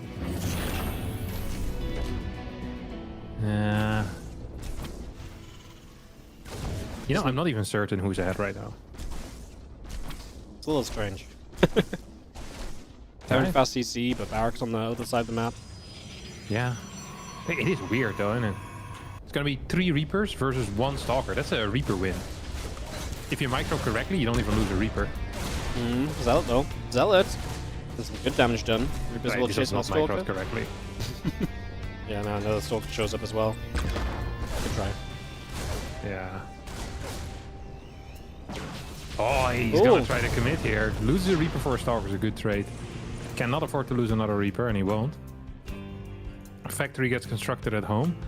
Gonna have Reaper versus Zealot Stalker. I think this should be playable here. This feels somewhat playable for ByuN. It's gonna be 25 workers to 22. Orbital just comes out really fast. And it's triple CC behind this. What the hell? Dropping that third CC right over that left-hand side of the main. Creepers have the high ground too, so they get a few free shots off, and MaxPax decides it's not worth poking further forward. So you will not do that. And ByuN is going to be able to continue through. So triple CC, super economy mode now from ByuN. MaxPax just gets the blink started. ByuN even going to catch the Zealot on its way home for an extra kill. You know what's interesting is that MaxPax, he kind of he threw the second pylon on the low ground. So imagine it was still Marauder, then he's just dead. Because he has no fast stack, no fast nexus, so he can't defend that pylon. And he has nothing.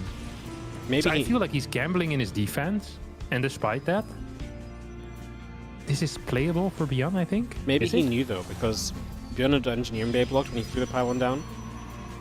That's very yeah, that's true. Like the eBay block is a tell. It's just interesting that there's like different levels of mind games right now that I wasn't aware of yet. I'm a fan of this. Okay, double Reaper goes into the main base, sees the battery. Blink is not quite done yet. The first tank is out. You have triple CC. Robo on the way is going to be late. Good luck with those 4 Stalkers, brother. You're gonna get maybe a Marine kill. That's it. Second Marine kill, maybe. Third. Oh, he's gonna commit big time here. 1 Stalker goes down already. couple of Marines showing up. And the Stalkers obviously take damage off the tank as they retreat, so the moment they're not in melee range, they take some extra shots and kind of get pushed back. As ByuN is now on his way to stim, +1, obviously good economy because he's got the triple CC working, and the Reaper is intercepting the Stalkers coming back. We're going to go for 1. Yeah, I'm not sure if that's the greatest interception ever. You'd rather have both the Reapers still alive than one last Stalker? I don't know, maybe for like a run by into the natural. Right now, all Stalkers can just move across the map because you saw tank, so you know there's going to be no mine drop most likely. Straight Templar Archives, by the way, here. I think MaxPax thinks this is going to be 3 Rex tank, which it technically is, because there's a 3rd Rex on the way, but it's also triple CC, so like the setup is very different. Like he's playing 4 gas before Nexus. He was 3 gate, I think. No, 2 gate. It's not the end of the world. This is 3 gate before Nexus, actually. This is playable, but yeah, I like ByuN's spot quite a bit. He's adding in a starport right now. Can probably soon add 2 more barracks as well, and he has +1 already. So he has good upgrades. He's going to get pretty decent infrastructure, and I think his eco is completely playable here, which is important too. Yeah. Because Marines, by the way, are going to get the Observer. So Observer will go down as the factory lifts off, moves over to the side. And Storm charge on the way up. Hey. What is the chance MaxPax thinks this is 2 base? It's plausible, right? Like, he's never had the confirmation otherwise. The only thing he could possibly pick up on is the lack of ByuNs that he's seeing, right? It's very little, but it is such a weird early game, you know? Like, it's hard to pinpoint what's what. Yeah, do you really read into it? But ByuN's going 6 barracks. We never see this. Nope, 5 is the norm. Terran players hate 2 things in this world, Wardy. Yeah. And that is Protoss and even numbers. Actually, they get to 8 eventually. Yeah, I was going to say they get to 8. True. It's a terrible analogy. Yeah, sorry. Yeah. Tried too hard to be funny. Back to the lab, we'll rewrite it. But you get my point. They never built 5. They never built 6. It's 1, 3, 5, 8. They have rules that they stick by. Guns is going to be a rule breaker. As barracks, 6 finishes. Yeah, I think MaxPax has no clue because he's morphing in a freaking Archon. Yeah. Unless his plan is... Oh no, he has Storm already. Yeah, but still, that's weird, no? An Archon? Yeah, Archon doesn't add anything unless you're immediately thinking there's going to be a fight. Because would you rather not just have 2 more High Templar gathering energy if nothing's going on right now? This Archon adds no value. You can morph an Archon whenever you feel like you need it, so... I think no value is a bit rough. Well, right now it's stood on the map doing nothing. Well, right now you're sitting at home in your chair. I'm generating ad revenue. That's true. If this Archon was generating ad revenue, then it would be fine. Compared to the 2 High Templar that could have been generating energy, yeah. Okay, without value, I mean, I'd still rather have an Archon than not have an Archon. Yeah, but like building the Archon in that moment wasn't necessary. Has no value. Okay. Has no value right now. Yeah, I'm with you. Okay, MaxPax is down about 20 supply. He's down upgrade. It's going to be down upgrades. And once Ghosts come out, I think ByuN can just kind of shove it, no? Shove it? Yeah, maybe. I mean, I think his army supply is good, his army comp is good, he's got the upgrades. 6 barracks. Ghosts are going to make life a lot easier for him, obviously, because then he actually has some EMPs on the High Templar, although EMP in Templar has not been easy as of late for Terran players. There's been a lot of splitting the Templar up, and it's hard to find all the EMPs you're looking for typically, so it'll be an interesting story to follow as well. I feel like ByuN is very passive for someone that's this far ahead. I don't think ByuN has any clue as to what is going on, to be honest. I think he's completely clueless what his position in this game is. He does not know that he's up 10 workers, up 2 upgrades, and 20 supply. Or maybe he does, and he sees no reason to push out. No, all Terrans do is push out when they're ahead. Terran is up. They see a probe sneeze. It's like, oh, that's an excuse. Let's go. We're sending it, boys. That is an angle, and then they go 100% of the time. I think ByuN doesn't know. But to be fair, the game has been really weird. MaxPax went 4 gas before 3rd, and then he cut workers at 52 because he was afraid of a 2 base all in. So it is understandable that ByuN is completely clueless. But he is probably completely clueless. And he's just trying to stay alive against someone that is never going to kill him in a million years. That's true. As, this attack in is an example of that. Of course, Storms can still be scary as ByuN is clumping up inside of his own depots that are made to force the Zealots to clump up. Yeah, ByuN is playing mega defensive. Extra starport coming online, so he's going to begin prepping the Viking numbers. I mean, he's maxed out against 160 supply, right? Like, he's going to be absolutely... I mean, he should be getting on the map, but right now he's terrified. Yeah, he needs to fight soon. Like, the faster he fights, the better it's going to be for him. And we're getting a little bit of an engagement here. These storms are not really connecting. We have a couple more, though. And some Marines are starting to fall. I think an army split would be decent to have here. Some units going towards that left side. Not sure how aware ByuN is of that left side base. 5th base on the way right now for MaxPax, as ByuN is still up in supply, still going to be up in upgrades. As MaxPax has been given a lot of time here to kind of make a bit of a comeback. Yep, and he's just being left alone. And ByuN's adding CCs for days and all the rest, but that's going to give MaxPax that kind of ultimate Protoss army, which A, you know MaxPax is extremely good at using, and B, it's kind of the bane of the Terran players as a fleet as well, so it's really not where you want to be right now. Nah, it's absolutely not where you want to be. And it's all of ByuN's own making. Like, he wasn't forced into this at all. As we'll see, the drop in the main base is going to be denied, although it still will get a storm or two off. ByuN is going to jump on this. The Colossus is pretty exposed. First one going down quickly. Storms are good to keep it off. That Colossus is still alive. I thought it was going to be dead by now. Does finally go down, and the second Colossus will go down too. So MaxPax loses a lot on the right-hand side. ByuN will storm on forward with this Bio army. Chasing. Colossus dead. And he pushes MaxPax away. If ByuN had map hacks right now, he would be pulling the boys and running across. Like, what the hell am I doing with my life? Like, he is up. Like, more than double his opponent's army supply.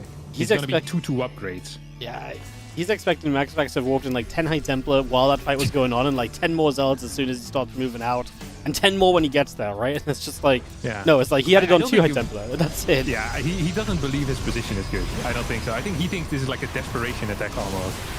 As he goes in, and now he's like, wait a second, this guy has like no units? Like, this is weird. And he kept 3-4 tanks at home as well during all of this. And yeah, ByuN's just gonna move across. He's gonna kill this base, and he probably should just commit. But it wouldn't surprise me if he just pulls back. Kills like 5 workers, and like, okay, I'm happy with what I achieved here. I already overstepped, you know? This was too far, guys. But now he's actually gonna scan once more, sees the armies. He's going to EMP once, gonna EMP twice. It's gonna EMP 3, 4. Good zoning storm there. Snipe comes out as well. 200 supply against 180. MaxPax has a couple more of these Templars coming in. The storming missiles. As the overall orbital count keeps growing as well. More command centers going down. We have +1 ship weapons done. Advanced ballistics on the way. 6 more CCs coming in right now for ByuN. He's playing a macro game. Yeah, he is planning for the future. And, I mean, that's not a bad thing, just, again, his leading points of this game has been pretty incredible to the point where no Terran player lately has been vibing for macro game in the position that ByuN's been in, but yeah, he's not been able to identify it at all, and that really is the story of this this game so far, as ByuN settles in to the upper left-hand side, and we wait to see what is next. As a couple Stalkers will take some shots. MaxPax trying to poke forward for what he can get. I mean, MaxPax is going to be maxed out now. The problem is, as he gets maxed out, is that I still don't think it's a very good max out, right? Like, yeah, there's some Colossus there, there's a few High Templar, but there's still a lot of Stalkers in this army. Like, I still feel like there's a lot more MaxPax would rather have if he could just have a bit more time to keep on building.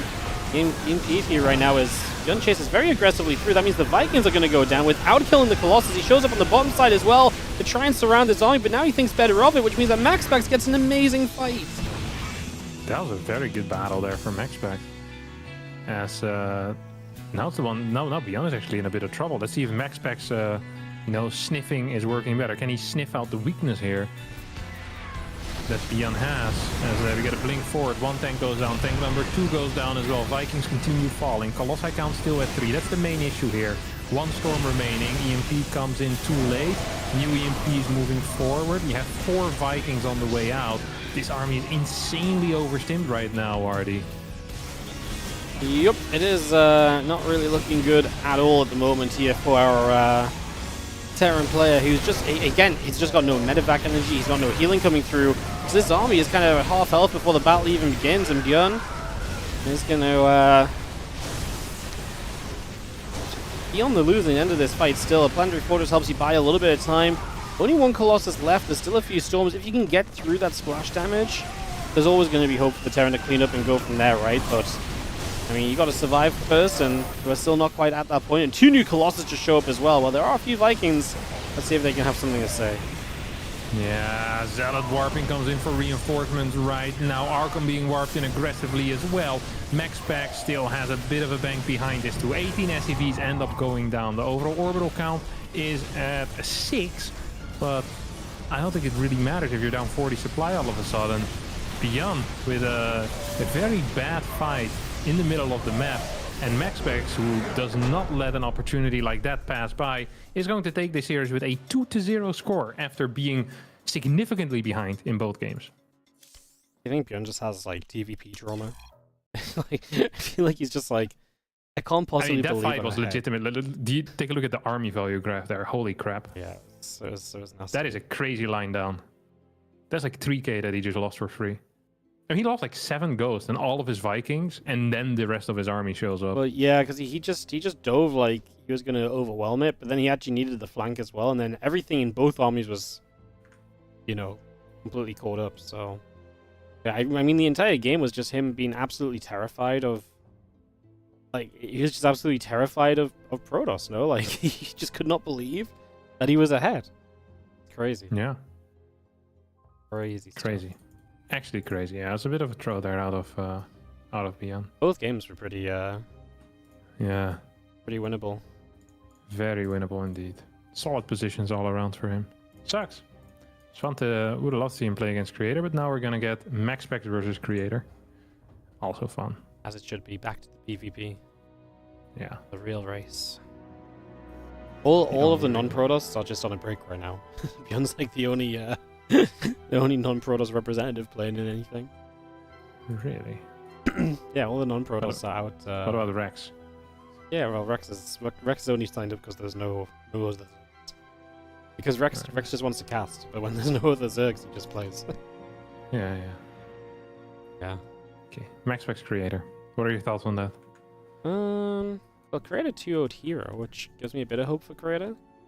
Because I wouldn't say that MaxPax's PvPs looked, you know, again 100% lately, but at the same time, MaxPax did look very good yesterday against Showtime, throwing a bunch of stuff at him, so...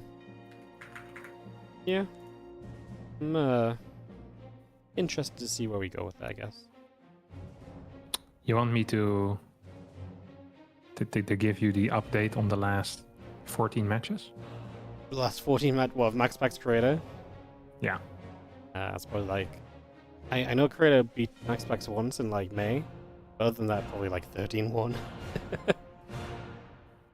Why 14? Sorry, last 17 matches. Yeah, it's 16-1 in the last 17. 16-1. Same idea. Yeah. He lost it. He lost like in May, right? I think. In the Pegasaur Cup, number 30. Yeah. All right. And it indeed is May. Yeah. Yeah. I remember talking about it and being like, Creator could do this, and then the next week MaxPax just smashed him in the Monday. Yeah, also true. On the Monday, yeah. number 35. I remember specifically hyping it up, being like, that could be really interesting. It was not interesting. So. Alright, Creator's ready to go. I'm sure they are vetoing up. It might not be actually. MaxPax is not the fastest of vetoers. He's one of the offenders. Yeah. Crazy stuff. Be excited for the WardiTV Summer Championship qualifiers this week. What is the WardiTV Summer Championships? It's another tournament, but you can qualify all week long. Every day? Yeah, there's 2 tomorrow, 1 on Wednesday, 1 on Thursday. You have 2 qualifiers per day? No, 2 tomorrow, and then 1 on Wednesday and Thursday. 2 qualifiers in one day? Yeah, tomorrow. Back to Really? back. When one ends, the next one starts. Why? Because there's not enough time on the schedule to spread them out more. What schedule? The schedule that you fill with this type of garbage? Yeah. Oh, alright. Pretty much, yeah. Jesus Christ. So we have 3 days of qualifiers in a row. So I can not qualify in 4 qualifiers straight. Phenomenal. Yeah. But then if you play in one of them, I'll be like, well, he tried, and then I invite you, you know? Yeah, I'm gonna try for all of them. A pity invite. I like that. I do like pity invites. Yeah, I'm and a pitiable then person. How long is this tournament last? It is Summer till Championship. the 24th. Yeah, 2 weeks. 1 week of So- qualifiers, 2 weeks of groups, and a weekend playoff. It is a dual tournament format. What the hell is that? Just means double even. Oh, it's GSL. Oh, yeah. It's just well, so it's a bit different actually. So We start with round robin, then we do dual tournament, and then a double L in bracket. yes, because I've been reading. the top 4 guys get seeded into group stage 2. So the round robin has more competitive matchups. You don't just have like. Are those the invites or no? Not necessarily. How about the winner of the qualifier also goes there? No. Why, you can try with qualifier 4? Yeah. No, it's specifically for people who did well in the spring championship time. Did I do well? I did okay in the spring championship, did I? I don't think you Was got I top there? 4. It was Clem, MaxPax, Clown, and Classic. You were not in the playoffs, not in group stage 2. You weren't in it at all. Ah, that's why, yeah. I was gonna say. You weren't in it at all. Yeah. There you go. But wouldn't it make more sense to put bad players further in the tournaments? The good ones are going to get there anyway. Well, no, because then you get bad matchups deeper in the tournament when you have 1 more viewers. That's true. But why don't you want viewers at the start? It seems like you're a bad Because businessman. because having entertaining games is a little bit more valuable than Clem stomping people, right? Really? I don't think so. Listen to this. No, I know. Imagine I'm a customer, a consumer of product WardiTV. Yes. Okay, and I wake up and I watch Spring Championship Day 1. I see freaking Clem versus MaxPax as the first match. Immediately I think to myself, this is the first day. Imagine how sick Day 2 is gonna be. And then you see Clem smashing Harstem on Day 2, 5-0 in a best of 2. And we're like, that's a bit weird, but I bet Day 3 is still gonna be great because Day 1 was brilliant. That's just not how it works. StarCraft community people are knows what's stupid. up. No, then they're not. Yeah, absolutely. They're dumb as hell. No, so I think you can get away with it. My viewers aren't. And also what you could do, have you ever watched like these TV shows like Temptation Island, for example, or like The Bachelor? I have not watched them, but sure. You know the concept. I think with The Bachelor, you get a rose, and then you get to stay. And then at the end, Trump says that you're fired. No, wait, that's different. But this is irrelevant. Sometimes people come back if they're like an audience favorite, So imagine you let Clem and MaxPax play against each other, and then middle of the tournament, when there's like 4 people remaining, boom, MaxPax comes back. And everyone's like, oh no, the drama. That's crazy, And then... Is that what we need now in StarCraft? We need like the drama of like, we resurrected your favorite player. Yeah, you resurrect him. And then you have good games everywhere. The first day, the second day, you just keep resurrecting MaxPax and have MaxPax versus Clem every day. In that case, we should just invite Clem and MaxPax to play a show match every day. Yeah, but you do it in the context of a tournament. It makes it more important. And resurrection. I think resurrection is a very powerful skill. It's what got me into Warcraft 3. I remember I saw the Tauren Chieftain come back. When he got level 6, I was like, holy crap, that is so cool. That's what made it for you? Yeah, it was what made it. Wow. This is my cousin. He played Warcraft 3, and he kept walking his Tauren Chieftain into the human towers, but he said it's okay because he comes back. I remember thinking that is so freaking cool because you can just walk into the towers. I don't know why that got me, but I was like 9, so Yeah, makes sense. 9-year-olds are idiots. That's funny. It is great. Oh, look at this! Looking. What is this? This is a unique situation in our life. What the Nexus first double gate and MaxPax 2 gating? The MaxPax is doing the aggression. Yes. He's been doing this. I told you the other day, didn't I? That he's been playing 2-gate? I haven't seen him do the aggressive part though. I just know that he's been... he proxied a robo the other day. Did he win? Yeah. He made it look like he's been doing it for years, Well, the build is not very difficult. You build a robo and you pump immortals. Yeah, but this man doesn't know what a proxy is in this matchup. that is crazy. Oh! Trader's gonna find it. No, he's not. He turned around. Oh, how unfortunate. Why would he go downstairs? He saw him come from upstairs. He just doesn't believe it's possible, man. Yeah, it is crazy. Oh, he's gonna go... Wait, what? What? Was this Nexus first? Yes. Oh, I thought it was Gate first. I was Nexus first. Nexus first. Yeah, that is theoretically not a win here for Creator. This is gonna be really freaking tough. Make it really tough. Yeah, he's going to be very delayed tech-wise, so his answer to the Robo is going to be, well, way down the line, way further than, you know, he might have time to even see in this game, so he's in trouble. Plain and simple. Yeah, he's in trouble. He's actually in trouble. Here comes the double adept, shading into the main base. Zealot is taking a freaking beating as well, and there's no probe there to stop these adepts from going in. And that means 3-4 workers are going to end up falling here. As MaxPax controls his adepts quite well. Actually, that's not true. He missed a couple of shots there. And now ends up getting 4 kills still. First Immortal is out, next Gateway is on the way as well. The Prism gets chrono boosted. Sentry is being warped in behind all of this. It's going to be 2 Stalkers versus 2 Stalkers and an Immortal. And spoiler, the winner of that fight is not going to be the 2 Stalkers. Okay, 2 more Stalkers now do join here for Creator, but Creator doesn't even have a battery. Yeah, he's got nothing, man. He is like, you know what, I'm going to try and be greedy against MaxPax, because he's always going to expand anyway. I'm going to try and get the leg up, and MaxPax says, no, I will not be counted in this way. And, yeah, obviously very good start as the Sentry does get a recharge, and actually does catch the Immortal. Okay, Immortal dies before the Prism gets there, so we actually do make a bit of a defense. Obviously, a lot of probes not mining during this, so a lot of mining time lost. But for the moment, at least, we're not completely dead, even if the supplies still don't tell you your favor. Yeah, 25 workers to 23. We have a 3rd gate on the way right now, so Creator is not necessarily scaling better either, right? He's going to be fighting with Gateway units against Gateway unit plus Immortal. And Immortal Man is a very powerful man. Sentry plus battery, however, is also quite strong. And the fact that the first Immortal dies means that these types of pushes are going to be easier to hold, at least for a little bit. Yeah, and you see a couple of devs going to try and shade through. A couple of Stalkers stepping forward as MaxPax is going to force field behind. I mean, this is just so much firepower. The probes are going to pull in again, but even if you just fight against the probes, right, this is okay for you, because you're not really losing too much at the moment. The Prism Micro is very good for you as MaxPax, so you're avoiding some of the shots, you're keeping your units alive. The probes are not mining on the other side, and that means that he is not getting all of the income and all of the production that he wants from it. Another battery finishes. But, like, there's nothing better coming for Creator anytime soon. Yeah. Creator is doing one of these missions where you have to defend, like, the stronghold, except when the timer runs out, you also die. Hate that.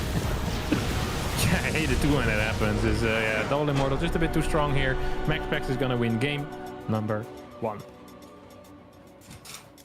Would you put that down as a build order loss? Nexus first versus Proxy Robo? Yeah, I think it's a builder loss. Nexus first. Yeah. I mean, Nexus first is a non-viable build, I think, in general. A couple people have tried I think it. like Nexus first, it hardly has any build order wins. Like, if you do fake proxy pylon, then Nexus first is insane. Or if people don't scout and you go Nexus first against it, then Nexus first is like really, really good. But if it gets scouted in time to be proxied, then it usually sucks. The only way that Nexus first wins sometimes is if you do like double Zealot and you find the Robo and you smack the pylon hard enough. That's the only way, but generally it's really tough. You're in the player slot right now. And although I like you, I don't want to see you play StarCraft. I was going to say, I'm going to try my luck, but understandable. StarCraft is not pretty anymore.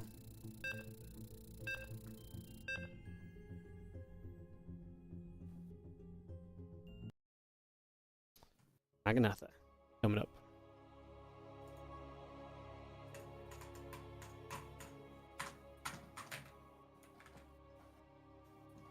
Anyway, honestly, it'd be kind of cool to see MaxPax win, because like he's not won one of these in like almost 30 editions. Like, he used to dominate this tournament alongside Clem, and it's been so long now since he won one of these. 30 editions? He last won in January. It's like edition 19 or something. Like, I think so. In the first like 19 editions, he was in like 14 finals and he won 7 times. So he had like 7 final losses. And then since then, he's lost 7 finals and not won a single time. It's something like that. Super crazy fall off. It's breaking the seal, hopefully, today. Yeah. Hopefully for him, not hopefully for Creator. He's ready to fight back. He's looking to break the... He's looking to put a 2 in the 1 in 16 column. Also would be cool. But I'm Team MaxPax over here. Look at this. He's playing 1 gate expand, is he? No. I don't know. It's impossible to say now. Isn't that exciting? Yeah, I'm actually much more excited to watch his PvP knowing it might be anything. Yeah. You can play more than 1 builder now. How sick is that? He's actually going to 2 gate again. Isn't that terrifying as well, going up against him? Like, now you don't even know what to prep for? Okay, unironically, you know what I think did it? Uh-huh. His loss to me. Yeah. He hadn't lost to me since 2021. And then losing to me must have hurt. Especially the way that it happened, you know? It was just the same builder 3 times in a row. Like, that must not have felt great. I think he looked at that was like, all right. It's time. I've lost to a lot of bad players, but I have to draw a line in the sand somewhere. Yeah.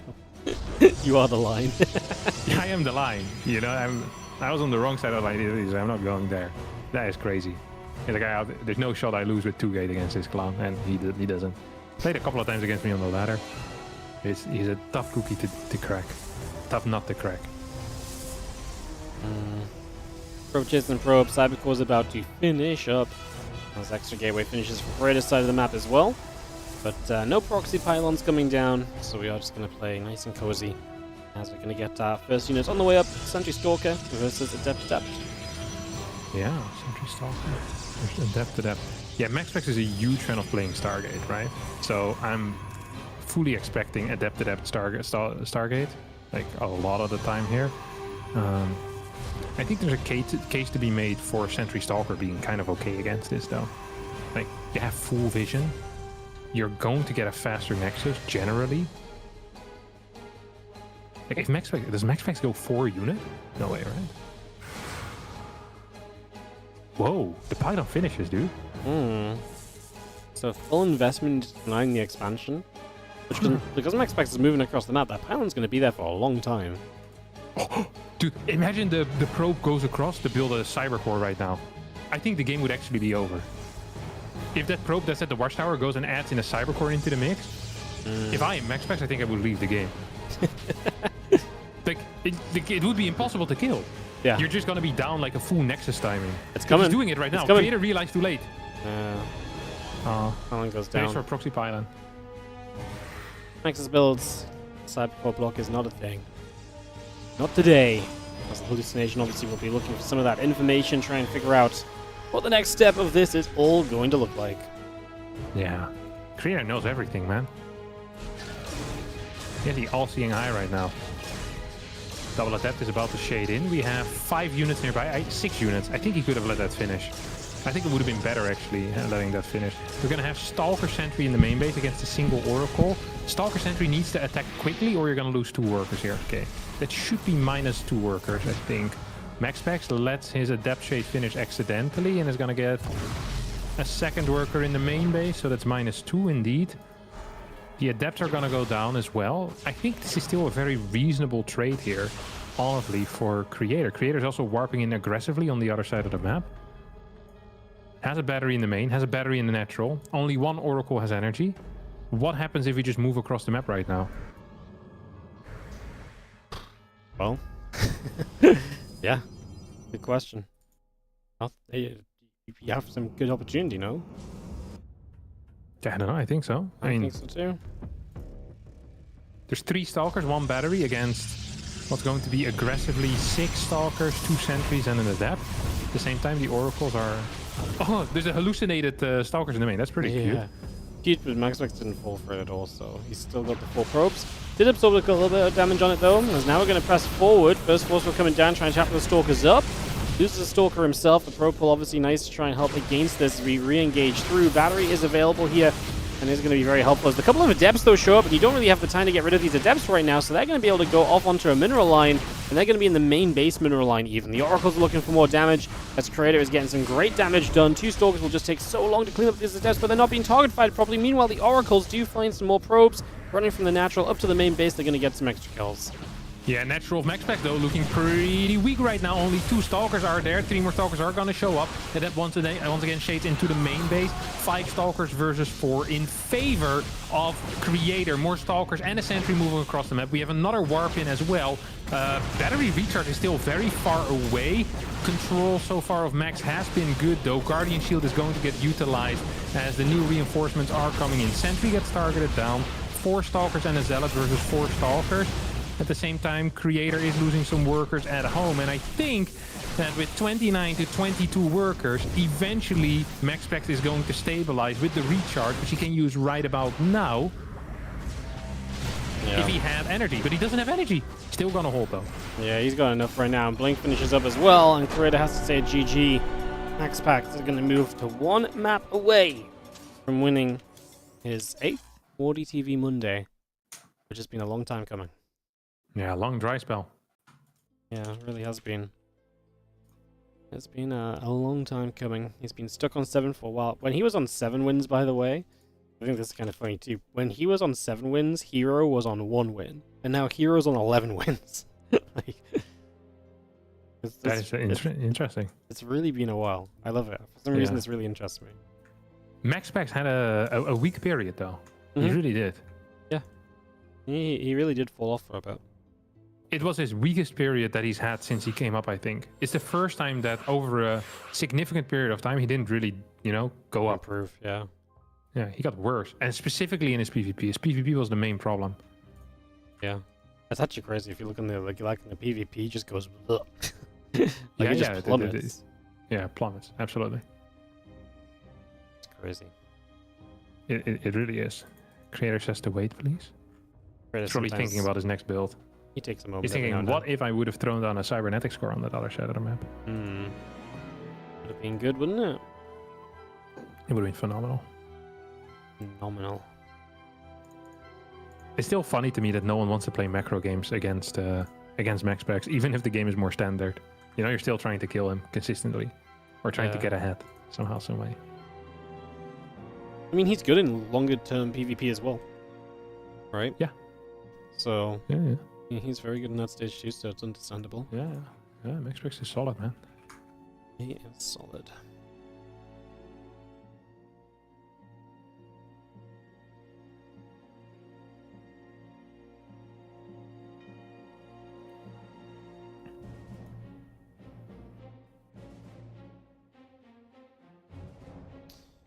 Doing for credit then. What are you doing for the rest of the day? Anything exciting? No. No? No, nothing. Oh, I bought a new bike. Did I tell you this? No, you did not. I bought a new racing bike yesterday, 2 days ago. Racing bike? I bought it 2 days ago, and I picked it up yesterday. And now I bought a machine to connect it to my computer so I can stream it, and then it will be tax deductible. So you can stream while you're on the bike? No, I can, like, it will be like, it's basically online racing with the bike. Online racing with the bike? Yeah. So you're doing the real effort, and you can climb mountains and stuff. It's like so you can climb famous mountains, but not really. You won't be there. You'll be sitting in front of your screen. It's also a real and bike. People can flame you for being slow. I think it's going to be great content, and it will be tax deductible, which is double positive. But it's also a real bike. Yeah. So I bought a real bike, and then you get a machine so you can connect it to your PC. That's right. When's the first bike stream? I get the machine to connect it to my PC tomorrow. So maybe tomorrow, maybe the day after. But it's going to be great. I wonder how many times I'll have to do it for it to be like a legit, purchase. Well, the first time you just do it and you're like, well, this is a business venture that failed. It's still tax deductible, though. Yeah.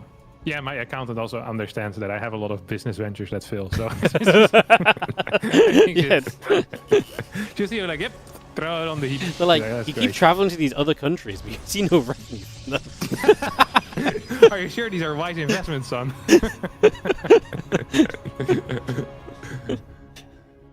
What do you know about professional gaming? Well, not a lot, but $1,500 flight for €150 in prize money. That's a business model that I don't understand. Yeah, I don't think the bike is going to be the weirdest one in my weeks. Yeah, I got the feeling you might be okay with it. Yeah. Yeah, I shouldn't have worried at all. All right.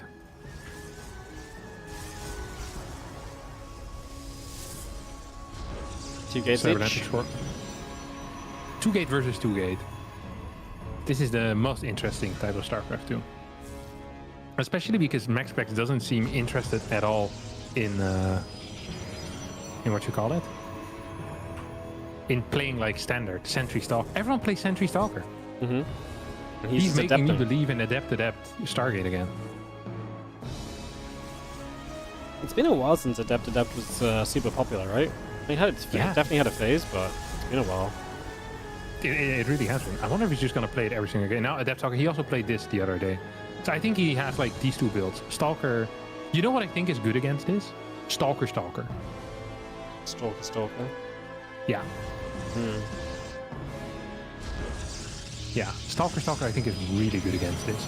Because then you can just easily move across the map, and because Stalker build time is so short now, you just go like 6 Stalker into Nexus, and then you warp in 2 Stalkers aggressively, or Stalker plus Sentry. So you can even contain the opponent. Like the maximum amount of units they can have is 4, and one of these units is going to be an Adept. This is what I'm going to be playing as MaxPax next time. I'm already telling you now. 6 Stalker. That is interesting. Very interesting. Imagine there's 4 Stalkers, you know, moving across the map. How the hell is MaxPax going to hold this? He can't. No, you don't. Like, you're dead. And then Stalker 5 and 6 show up. You have a battery at home. And then you warp in Sentry Stalker with an aggressive pylon. And your worker count is okay with it. Your Nexus is a little bit delayed. MaxPax is such a cool player. He kind of makes you, you know, think about the game. Because he doesn't want to play like the other people for some reason.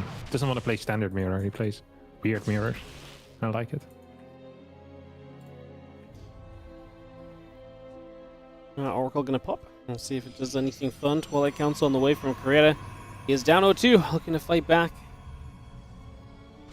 Let's see if he can get some maps under his belt as the Twilight Council will be building.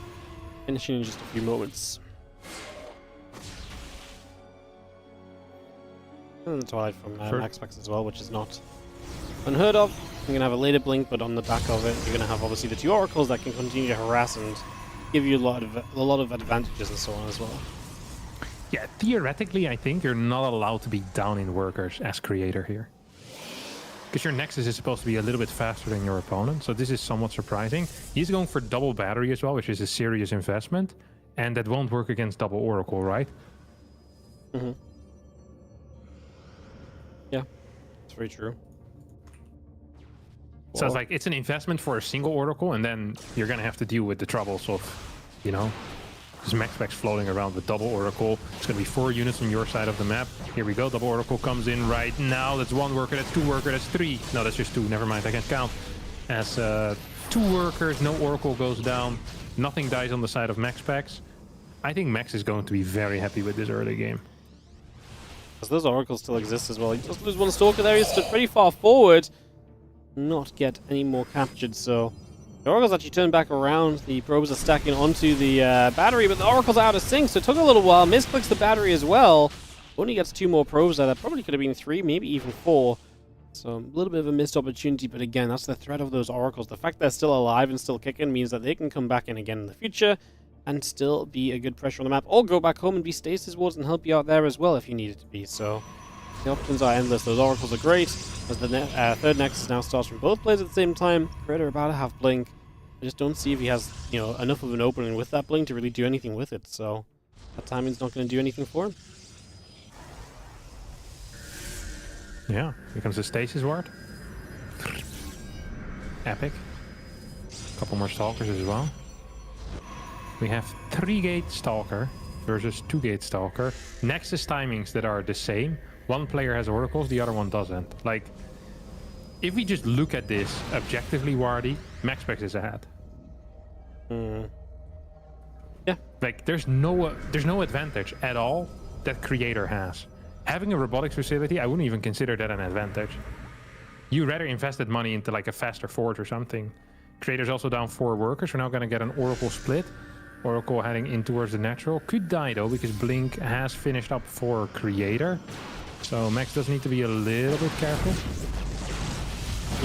The Stalker's gonna go popping through, and already gonna see MaxPax able to get a good little bit of value here. As you go after the Stalker as well. Another sentry going down. MaxPax is getting a lot of value, getting a lot of the Stalkers away on low HP. The status does not go off. MaxPax does not get a capture on a bunch of Stalkers there. That was very close, being even more disastrous for Creator, as MaxPax is still right there on the front doorstep. And now going to go swinging at this Nexus and getting a probe. And again, just applying pressure, right? Single blink forward. Nice job with the Stalker to absorb the stasis ward. And now, Creator chases aggressively. MaxPax needs a few more Stalkers to show up. They're going to get here now. And this time, MaxPax will not get chased. Yeah, great trades for MaxPax, as he managed to get 2 stasis wards up in the natural of his opponent. So that's just losing Creator a lot of income over here. We see MaxPax actually was floating a decent amount of cash as well. Uncharacteristic. But it did happen. I think he's going to add in a fort base, extra gateways. And right now, like, he is so far ahead. He is so far ahead. All that lost mining time on the side of Creator. Decent enough trades, meanwhile, as well. I mean, MaxPax is the aggressor. He is the one that is in charge. And, I mean, Creator really has nothing going for himself right now. No, he's in a definite bit of trouble, as everything is just behind, or the same, right? Like you said before, there's not really any way in which you're kind of holding an advantage as Creators, so you're going to have to make those opportunities come up on your own accord, whether that's from a good defensive fight, or maybe finding a way to somehow get on the map. That doesn't look very probable right now, as Luke's an observer. Does a pretty good job of popping the stasis, but then he nearly blinked into the other. He was lucky he didn't pop stasis too. Yeah, that would have been game over instantly. Immortal's gonna get blinked upon, but yeah, MaxPax just pulling ahead in supply right now. We have a Zealot runway that's gonna kill the fort base of his opponent most likely. Stasis wards being used aggressively. MaxPax, when he's not playing one gate expand, is legitimately one of the most fun PvP players in the entire world. Yeah, he's just all over, consistently poking, constantly looking for damage, and looks for a little bit more on the right. Obviously opening up the Zealots on the left side, but you're going to find the 4th base, and right now there's nothing in position to even begin thinking of clearing that up, right? So, and the Oracles are back as well. They're going to get a bunch of probes as they fly on through. MaxPax, this is just where he steps into overdrive, and he's just absolutely everywhere, all of the time, in your face, and life is tough. He is so freaking good at this. Like, isn't it a freaking shame that we've been robbed of this MaxPax for 4 years, because every single game was him defending one base all-ins? Yeah, like the rare time that MaxPax ended up in a scenario somewhat like this, it's always super entertaining to watch. Jesus. But yeah, we have to watch through like all the all-in attempts against him. Yeah, no, it's crazy. But this is why no one wants to play like this against him as well, right? Because he's freaking good at this stage. Yeah, but I mean, you can't kill him now because he does the 2-gate stuff, or like, it's gonna be much harder to kill him. This is so cool. Dude, I cannot wait to watch like some proper MaxPax versus like Hero or whatever when he's in 2-gate mode. That's going to be so freaking sick. I mean, he's outclassing Creator right now. Like this, it shouldn't look like this. Yeah. Like he's just like every single move he makes is correct.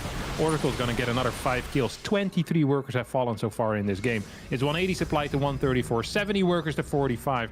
As MaxPax for the first time in a very long time is most likely gonna be moving to victory over here. +2 versus +2. There is enough Archon in the back, but the Guardian Shield, the Stalkers, the Immortals, the high Zealot count, I think it's going to be too much.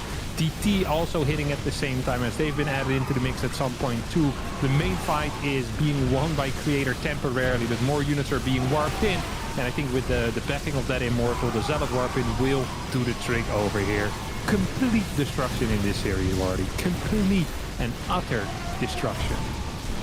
Yep, that is going to be it. GG, and MaxPax is going to take the 3-0, and a very entertaining 3-0, just because it's fun to see him play differently, and it's fun to see him get to show off his skills as well.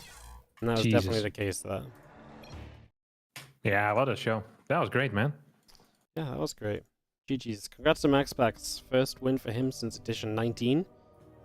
It's been a long time coming. 7 finals before this, and finally gets another win. Maybe the first of many to come, because if he's feeling good again, I reckon he could go on a little bit of a streak once more. Yeah, what a show. What a show. What a show. Alright, GG's, mate. Have a good day. Doing nothing you else. too. See you tomorrow. See it. Oh, the qualifiers. Well, I might see you tomorrow, I might not. You don't have to. Yeah, you will. Well, All right, I'll see you later, man. Ciao, ciao. Bye. Yeah, that was great talking to Wardy. Alright, guys. That's it. Not really much else to add on top of that one. Cool to see MaxPax winning again. It has been a while since he won a Monday Cup. Like, obviously, this tournament series was a foregone conclusion for a long time. It was Clem, MaxPax, Clem, Trap. MaxPax, Clem, Hero, Clem, MaxPax. And then, that was the last time MaxPax won. Since then, it was Clem and Hero. They dominated. Clem and Hero won, like, 13 of these cups in a row. And then it got very interesting. ByuN, Classic, and Hero won one, Firefly, Hero, Clem, Hero. And then the last few weeks have been pretty fun again. Classic, then Showtime, then Hero, and now MaxPax again. Finally, his name back up in there. His 8th WardiTV Monday victory. And in pretty impressive fashion, because there's a lot of games today he had to pull himself back out of, so GG's. Alright guys, like I said, this week is going to be qualifier week, so we're going to see a lot of the Summer Championship qualifiers, so we're going to be having double qualifier tomorrow. I might not be able to cast the full thing of the second qualifier, because I got to go out, but we're going to be here for most of it. So yeah, double qualifier tomorrow, and then we will also have qualifier Wednesday, qualifier Thursday, and then Leo League Cup and Youth Thermal Tournament on Friday, and then Youth Thermal TV2 Saturday and Sunday. Will be covering the group stages of that, so yes, that's going to be what's going on. It's a busy week. StarCraft every day.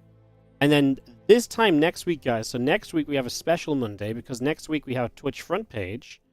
So next week on Monday, we're not just going to have WardiTV Mondays, we're going to have WardiTV Mondays, the Aftermath, which is going to be a second cup. We're just going to do a second cup. It's not going to be $400. I can't justify $400. So we'll probably do like a $200 second cup. So there'll be one cup, and then there'll be another cup. Back to back, pretty much. So that's going to be next Monday, because we'll be on Twitch front page. So we've got 8 hours to fill. So yeah, that's what's going on. That's what's happening. That is what's happening. And then anything else to add? Not really. We're just advancing on through, and then Summer Championship starts. Exciting, man. You'll donate 100 if you make the second 300. Sure, you can raise the prize pool if you want. I mean, if you guys want to make the cup 400, someone else can donate as well. Like, you guys go wild. We can make it whatever you guys want. I can't put $400 myself into a cup.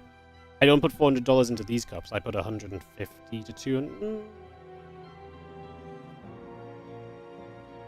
How much do I put in? 150, I think. Yeah, I put $150 into these ones, so.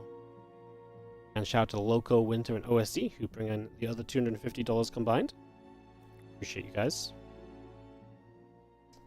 They help the WardiTV Mondays keep on rolling over. At $400 a week. Alrighty guys, I'm going to run some ads on the outro, and then we are wrapped up for the day.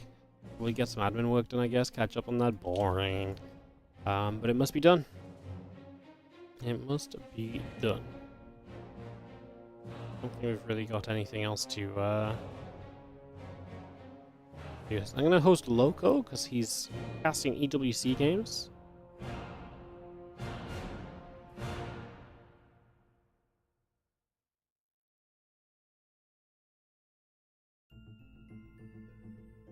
And then we'll call it a day. So set ads, I'll host Loco.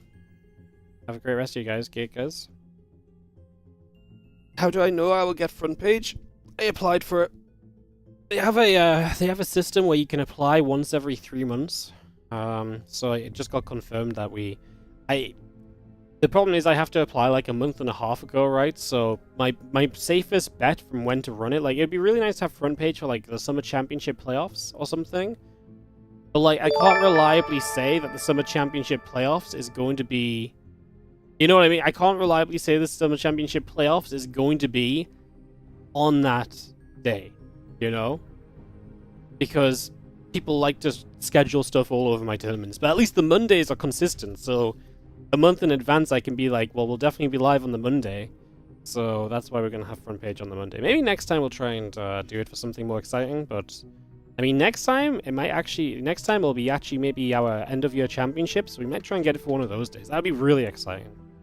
Yeah, I don't have any contacts at Twitch. I can't pull the strings like RSL and get all of our playoff days on Twitch front page. So I gotta go through the system, you know. Calamity Thrill, thank you so much for the donation. We will make sure next week's second cup is $300 then. But we'll open the table to be an increase to 400. I do like these cups being capped at 400 though. I think it's very reasonable. So, like, the reality is that $400 is like a really good amount for the cups. It's a very standardized amount we've got to. Just before people are like, why wouldn't you just keep on taking more money and raising the price pool? Because I genuinely think it would be better if people wanted to keep on supporting, that you guys would then support into future cups rather than making one really big cup, you know? So yeah, we'll leave it open for people to raise the price pool up to $400, but if people want to support beyond that, we'd just probably put it into more cups because I think more is better than one super big one. Because there's a point at which the money just drops off and doesn't mean much anymore, you know? Like, the same players are going to sign up anyway. Anyway, we're going to see very similar games anyway as well, so... yeah. Alright, guys. I'll send you guys over to Loco once the ads have played out. You guys have a great rest of your day. Thanks for watching. There'll be a YouTube video up in a couple hours as well. I'll see you guys later. Bye. Thank you, Calamity Thrill, for the donation to the cup. Again, thank you so much.